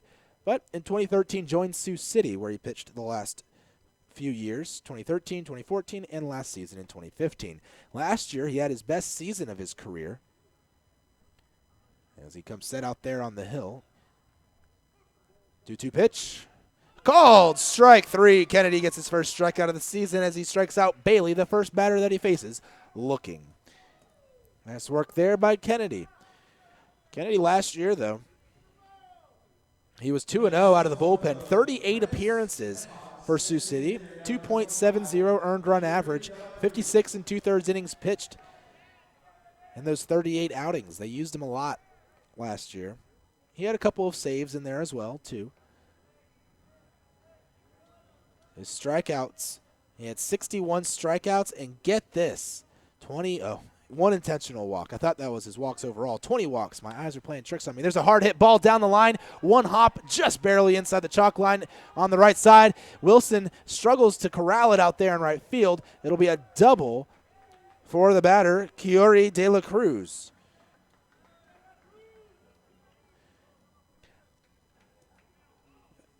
It hit off the wall, and then it hit that lip over there where there's the warning track around the wall. There's a warning track around the whole field. Not just the outfield wall, but every wall in the ballpark has a warning track. And so it hit the lip over there, and there's kind of some patchwork grass. That's really the only bad-looking spot on the field. There's a couple of patches of grass that have been replaced, and that's where the muddy area was from the rain earlier, a little bit over in that area. So that's what the struggle was, I think, a little bit for Wilson out there and right, but it probably would have been a double anyways. He was rounding going to second the whole way. They're going to intentionally walk Kes Carter here. Carter, who already has a home run in the ball game, is 2 for 5 with 2 strikeouts with first base open, and Carter being a lefty against a righty Kennedy. You put him on here intentionally to get the advantage with the right-handed hitting Corey Morales up next. So with 1 out, here comes the 4th and final intentional ball. There's runners on first and second. De La Cruz at second and at first. Kes Carter. Corey Morales, the 9-hitter, to the plate. Of course, hoping for a double play ball here maybe, but Morales today has 2 hits. He's 2 for 4 with a sac bunt, 2 singles. Okay, now I'm getting really pressed, though. I've only got a spot in my book for 15 innings, and we're in the 14th. 1 away, 2 men on for the RedHawks, tied at 4 between Fargo-Moorhead and Laredo. Morales digs in the shortstop. Corners, well, one corner's in, the other one isn't. Pitch in the dirt, blocked by Coach nicely, 1-0. So Lemurs taking a couple of Sioux City's better players from last season with their bullpen arm and Jimmer Kennedy and their catcher, Matt Coach. Sioux City again made it to the championship last year and set the record for wins in a season. In a lot of ways, the Lemurs championship last year was a surprise. They made the playoffs as a wild card. A 1-0 pitch, taken for a strike, which the wild card doesn't necessarily mean that you're the worst team. It just means that you didn't win your division, because the way it works in the American Association, you have 3 divisions, and so each division winner gets in, and then the wild card. And a lot of times, at least the last few years, it's been the Lemurs as the wild card. The Wingnuts have won the South Division, and you only have the 1 wild card. So it's best record out of everyone else, not just the best record in the division. There's only 1 wild card for the whole league. There's a called strike 2, and it's now 1-2 to Morales. He didn't like the call. He's going to walk away from the plate a good bit and come back. A lot of times the Lemurs have had better records than some of the teams in the Central and the South that won their division the last few years. But last year was not the case. The Lemurs had the worst record out of all of the 4 teams that made the playoffs. You had the defending champion Wingnuts with the 3rd worst record out of those teams. 1-2 pitch. Swing and a pop-up behind home plate. It'll drift out of play as a number of fans have started to leave or have left. But you still have a few diehard ones causing a ruckus here, keeping it lively. 1-2 still account to Morales. And you had 2 teams that broke the previous record for wins in a season with St. Paul and Sioux Falls. So the Lemurs were definitely going into the playoffs as the team that people least expected to win the championship. You had the teams with 2 best records, and then the defending champions also had a better record than the Lemurs. But they surprised everyone, shocked the world, and won the American Association title. Pitch in the dirt, blocked nicely by Coach. And it's 2-2. The count evens up to Morales. I think that just made the championship even sweeter for the Lemurs last year, and they're hoping to take that momentum from last season and carry it into this year. And, well, extra innings here tonight. They're hoping to get it all started off here with a win, a big win. 2 balls, 2 strikes the count. Runners on first and second. You have Carter at first and De La Cruz at second. Tie ball game. The pitch from Kennedy on its way. Swing and a fly ball, center field. Standing his ground and then coming in a few paces is Martinez. He'll make the catch. No tag by De La Cruz at second. And there's 2 outs on the inning. Nice work there by Kennedy in the at-bat. 2 down. We go to the top of the order. Chad Mazingo to the plate. Left-handed hitter against the righty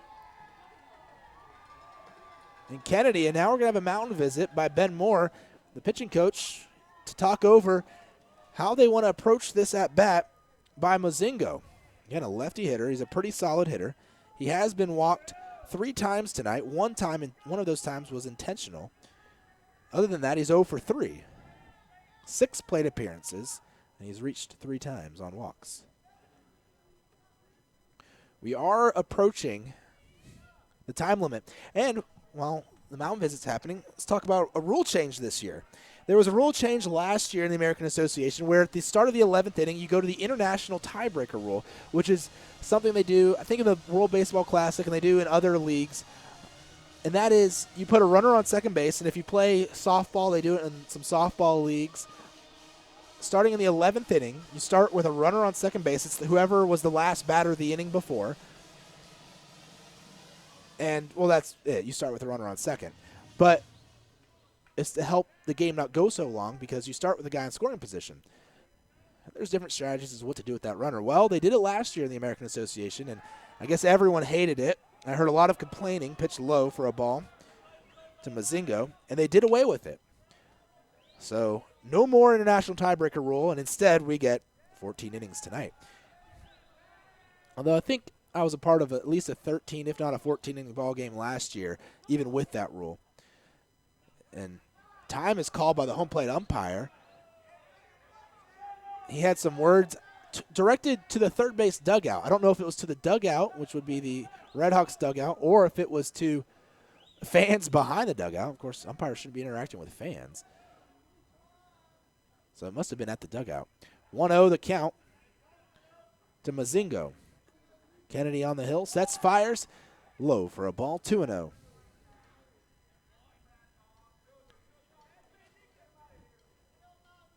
So, yeah, we're approaching that midnight curfew.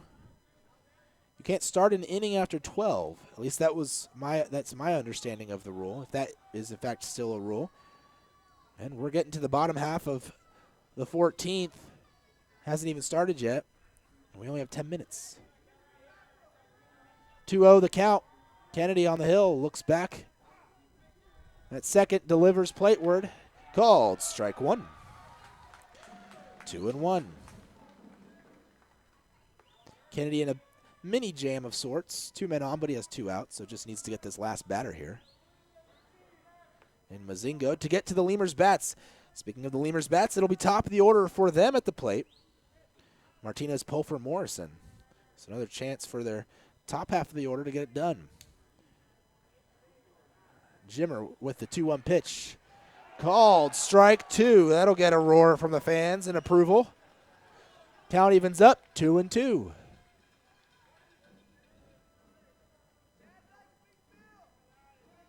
Two balls, 2 strikes, 2 outs, 2 men on. Both teams with 4 runs, and we're in the top of the 14th. Kennedy sets, looks back at second, no one holding the runner on, and the 2-2 pitch in the dirt, blocked by Coach. He couldn't find it for a second, but it was right under him. And he ended up discovering it. Count now full. 3 balls, 2 strikes, 2 outs. Runners on first and second. They'll be moving on the pitch. Taylor Cruz at second will be headed to third. And Carter at first will be headed to second with the Kennedy delivery. As he gets situated on the mound, Mozingo digs in. Big pitch right here. Kennedy looks back. Now he comes set on the hill. The payoff pitch forthcoming. Here it is. Swing and a miss. Strike 3. Kennedy with the big strikeout of Mozingo. And we remain tied. We head to the bottom of the 14th here in Laredo. 4-4, RedHawks and Lemurs.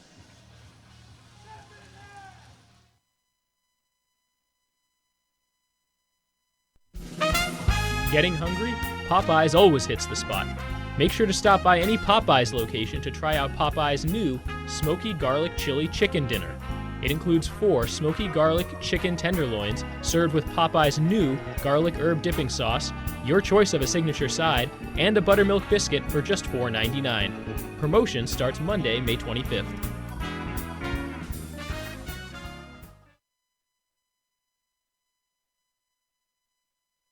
Right now, when you sign up for a Gold's Gym membership, you'll get tons of extras completely free. Confidence, free. Compliments from your coworkers, free. And the desire to wear tiny bathing suits, you guessed it, free. You'll be stronger with extras, and you'll be stronger with Gold's Gym. Know your own strength. Tiny bathing suit not included. Hey, ¿tienes algo que celebrar? ¿Que por fin compraste carro nuevo? ¿Que cambiaste tu cheque? ¿Que hoy empieza tu fin de semana? ¿O que hoy se acaba tu novela y mañana empieza otra? La respuesta es la misma, pues un carnesazo. No importa lo que estés celebrando, lo que importa es que lo celebres, pues con un carnesazo de H-E-B. El carnesazo de H-E-B es una pachanga de sabor. Solo tienes que invitar a los compadres, prender la parrillita, ponerle unas fajitas, costillitas, chuletitas, salchichitas y, ¿por qué no?, hasta un pollo mariposita. Y que no se te olvide la musiquita y hasta una buena bailadita para un gran carnesazo. En H-E-B encuentras gran variedad de cortes a precios bajos y de buena calidad. Carnesazo, carne asada con ganas, solo en H-E-B. Before your Memorial Day party gets going, drive over to Ashley Furniture Home Store this week for our best Memorial Day sale ever. Get dramatic price reductions store-wide or no interest until January 2021. Choose from sofas and sectionals, all at unbelievably low prices. Plus find savings on beds and amazing deals on dining rooms. It's our best Memorial Day sale ever, so don't wait. Hurry over to Ashley Furniture Home Store right now. Ashley Furniture Home Store. This is home. 4520 San Bernardo Avenue, Laredo, Texas, 956-712-2401. Subject to credit approval. Minimum monthly payments required. See store.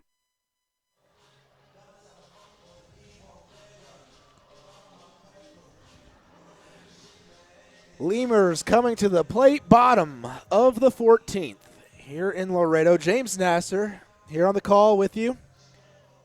My associate, Warren Shore, I guess he's downstairs waiting for this game to end. He's got to grab a player for an interview after the game, but the game refuses to end. Bottom of the 14th, leadoff hitter for the Lemurs to the plate, Drew Martinez. First pitch high for a ball, 1-0 the count.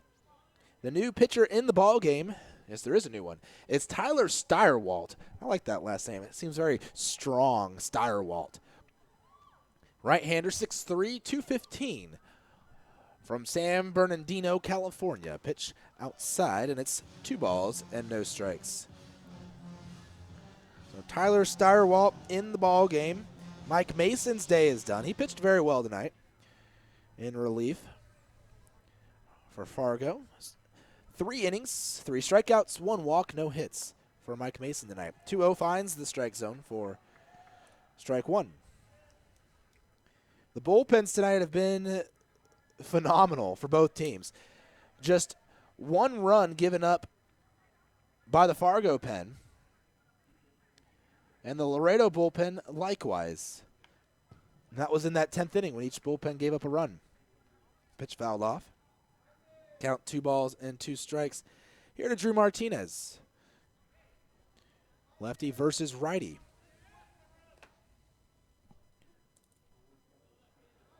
A lot of Tylers on this team, especially in the pitching staff for Fargo Moorhead. You have Tyler Steyerwalt, Tyler Alexander, Tyler Heron.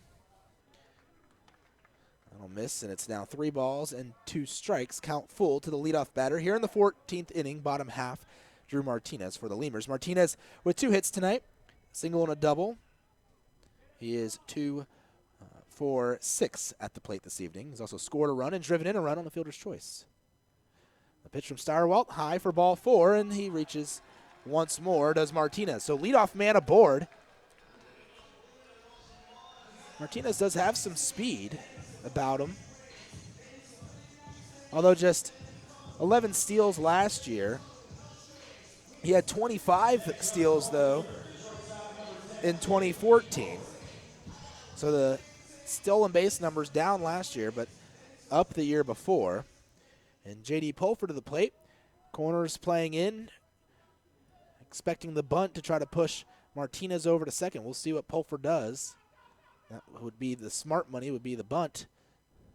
Pulford does indeed square around. The pitch comes in and hits him.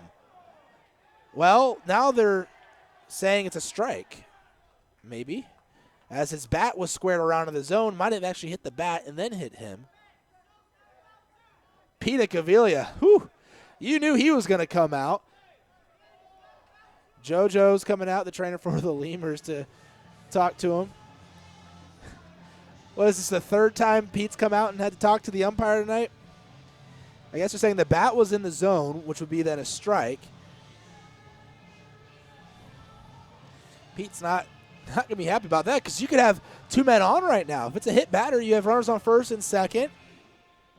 Then you get a chance to sacrifice them over, and you have runners on second and third with just 1 out in the bottom of the 14th, and all of a sudden you got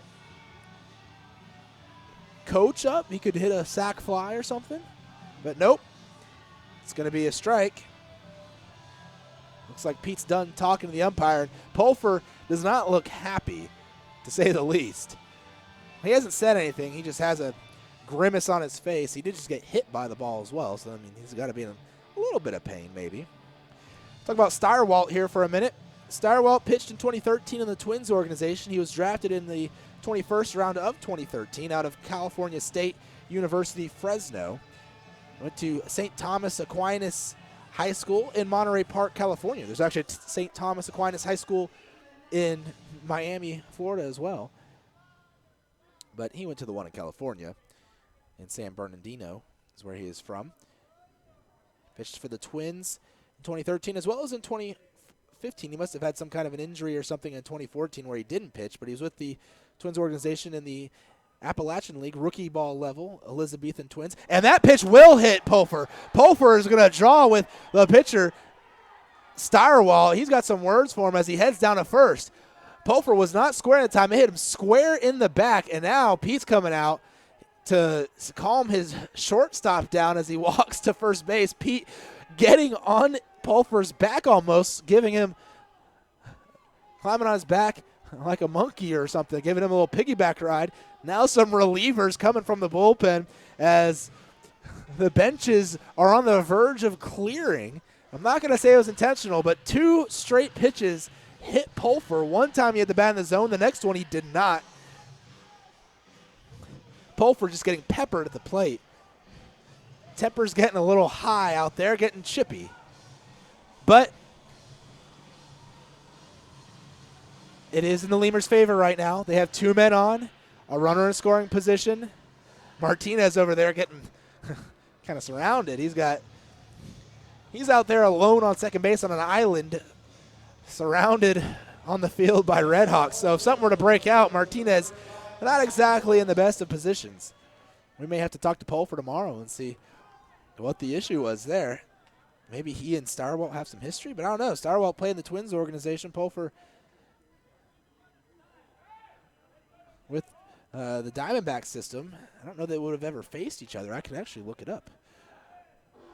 That might be a little difficult, though. But Starwalt in those 2 years, just a total of 27 games pitched and a 3.72 earned run average overall and a 1-4 record. But his last season in Elizabethan, 0-3 and 15 appearances with a 5.87 earned run average. The bunt, perfect down towards third. It's barehanded by Mazzola, and the throw to first won't be in time. Martinez will go halfway home as the throw got away from the second baseman covering Pineda. It looked like Morrison had already beaten the ball out. See if they throw a replay up for us. I thought Morrison had beaten the throw, and then Pineda missed the ball as it was, so he was still safe. And on the miss, Martinez thought about going home, and he actually went almost halfway home, but came back as Pineda recovered pretty quickly. You don't want to make that out there at home when you have no outs. You could be at third base in solid position to score. Bases loaded right now after Pulfer reaches. I guess they're going to mark that a hit. I don't see an error up on the board. The pitch to Coach. Swings the first one, fouls it off. 0-1. Coach at the plate, bases loaded. Over at third, you have Martinez. Pulfer stands at second. And over at first base is Matt Coach. Or at the plate, Matt Coach. Morrison is at first. Coming set on the hill of Starwalt. Infield in. The 0-1 pitch. Coach takes, it's in the dirt. Blocked by the catcher. Scooped up nicely there by Bailey. 1-1 the count. All we need is 1 run here in the 14th. A sac fly would do nicely. Outfield playing very shallow to try and be able to have a play at the plate if indeed there is a fly ball. Center playing very shallow. That's Kes Carter. Here comes the pitch. Inside, it'll hit him, and that ends the ball game. 2 hit batters in the inning, the last one being a walk-off hit by pitch. Martinez touches home. Pulfer quickly is heading straight to his teammate Martinez and the rest of the team as they celebrate their walk-off win. I don't think I've ever called a walk-off hit by pitch, but there we go. That's the ball game. 5-4. The Lemurs come away on top here on opening night against the Fargo Moorhead RedHawks. We'll have a game recap here in a few moments as we journey on to the rest of the season. Game 2 tomorrow night of the series and of the season, 7:05, but we'll recap it real quick for you.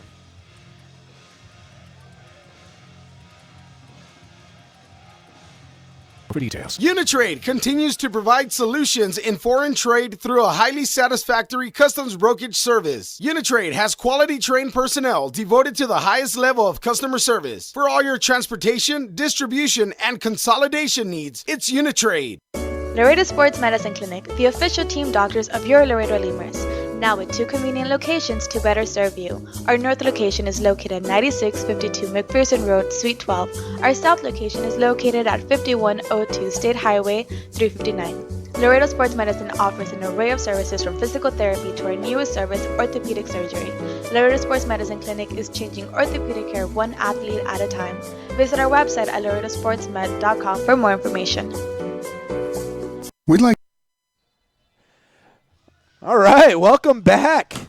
Lemurs come out on top by a score of 5-4 in 14 innings. James Nasser here with you. We'll take a quick recap of this ball game so we can get out of here. I think we finished, what was the final? 12-03.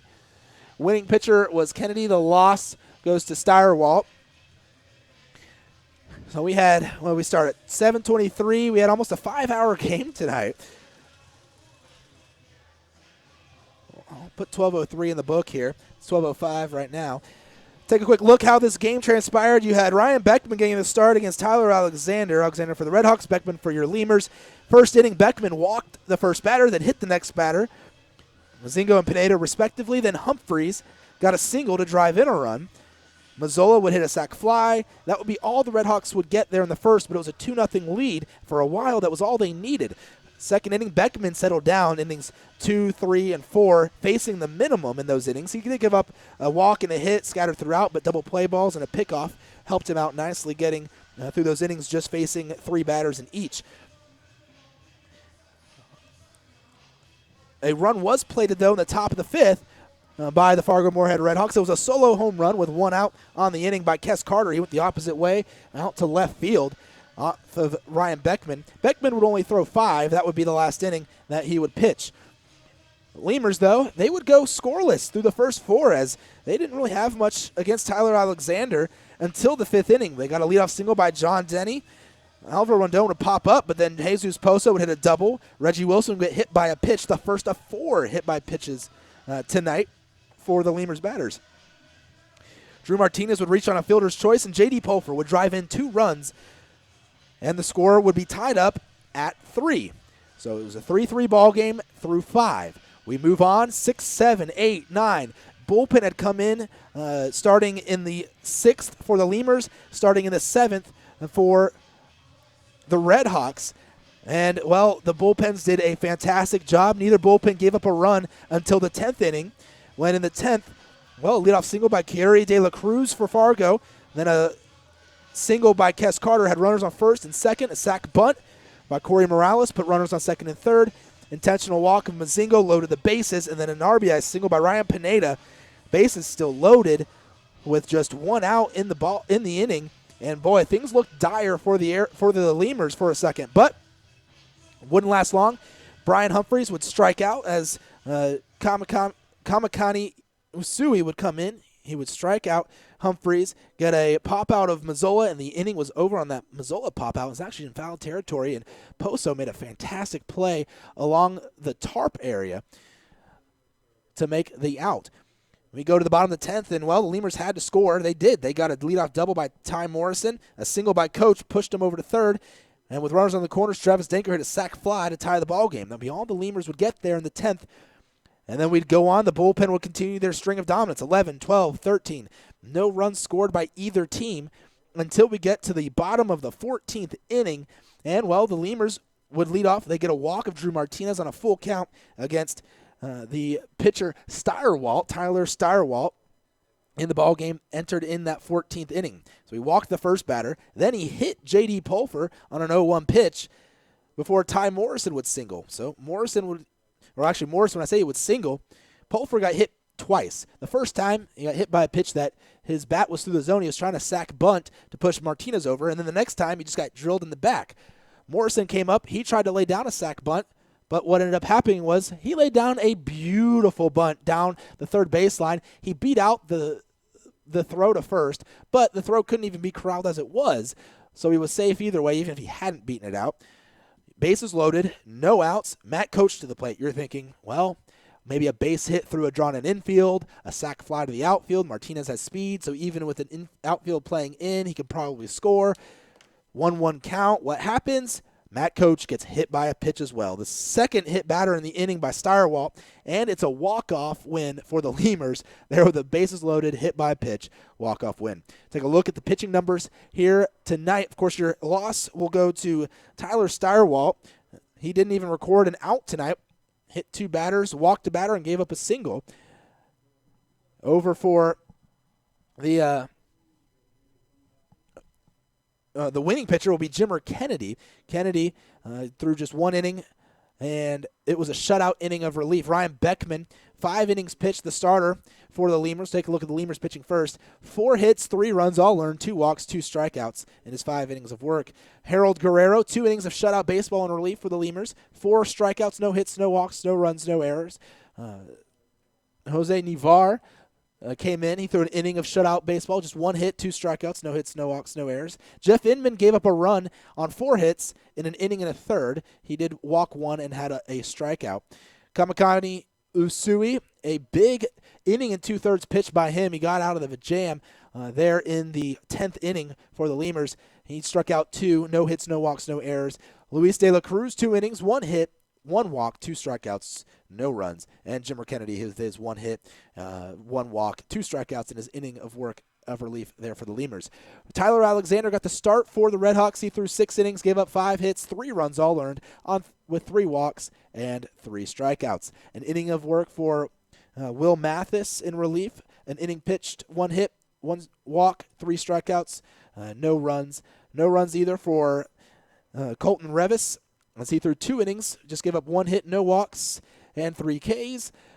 Travis Ballou, an inning of baseball, gave up 2 hits and a run. It was earned, struck out a batter. Mike Mason, he pitched real well in relief. 3 innings pitched, 3 strikeouts, just 1 walk, no hits, shutout work for Mason. And then Steyerwalt, no innings pitched, a hit, a run, a walk, and 2 hit batters. And that's how the Lemurs ended up getting a win tonight. Tune in tomorrow night, 7:05 first pitch. We'll start pregame at 6:40. I'm James Nasser. For my partner in crime, Warren Shore, we say goodnight and tune in tomorrow. We'll see you then. Again, your Lemurs win 5-4 here tonight in Extras.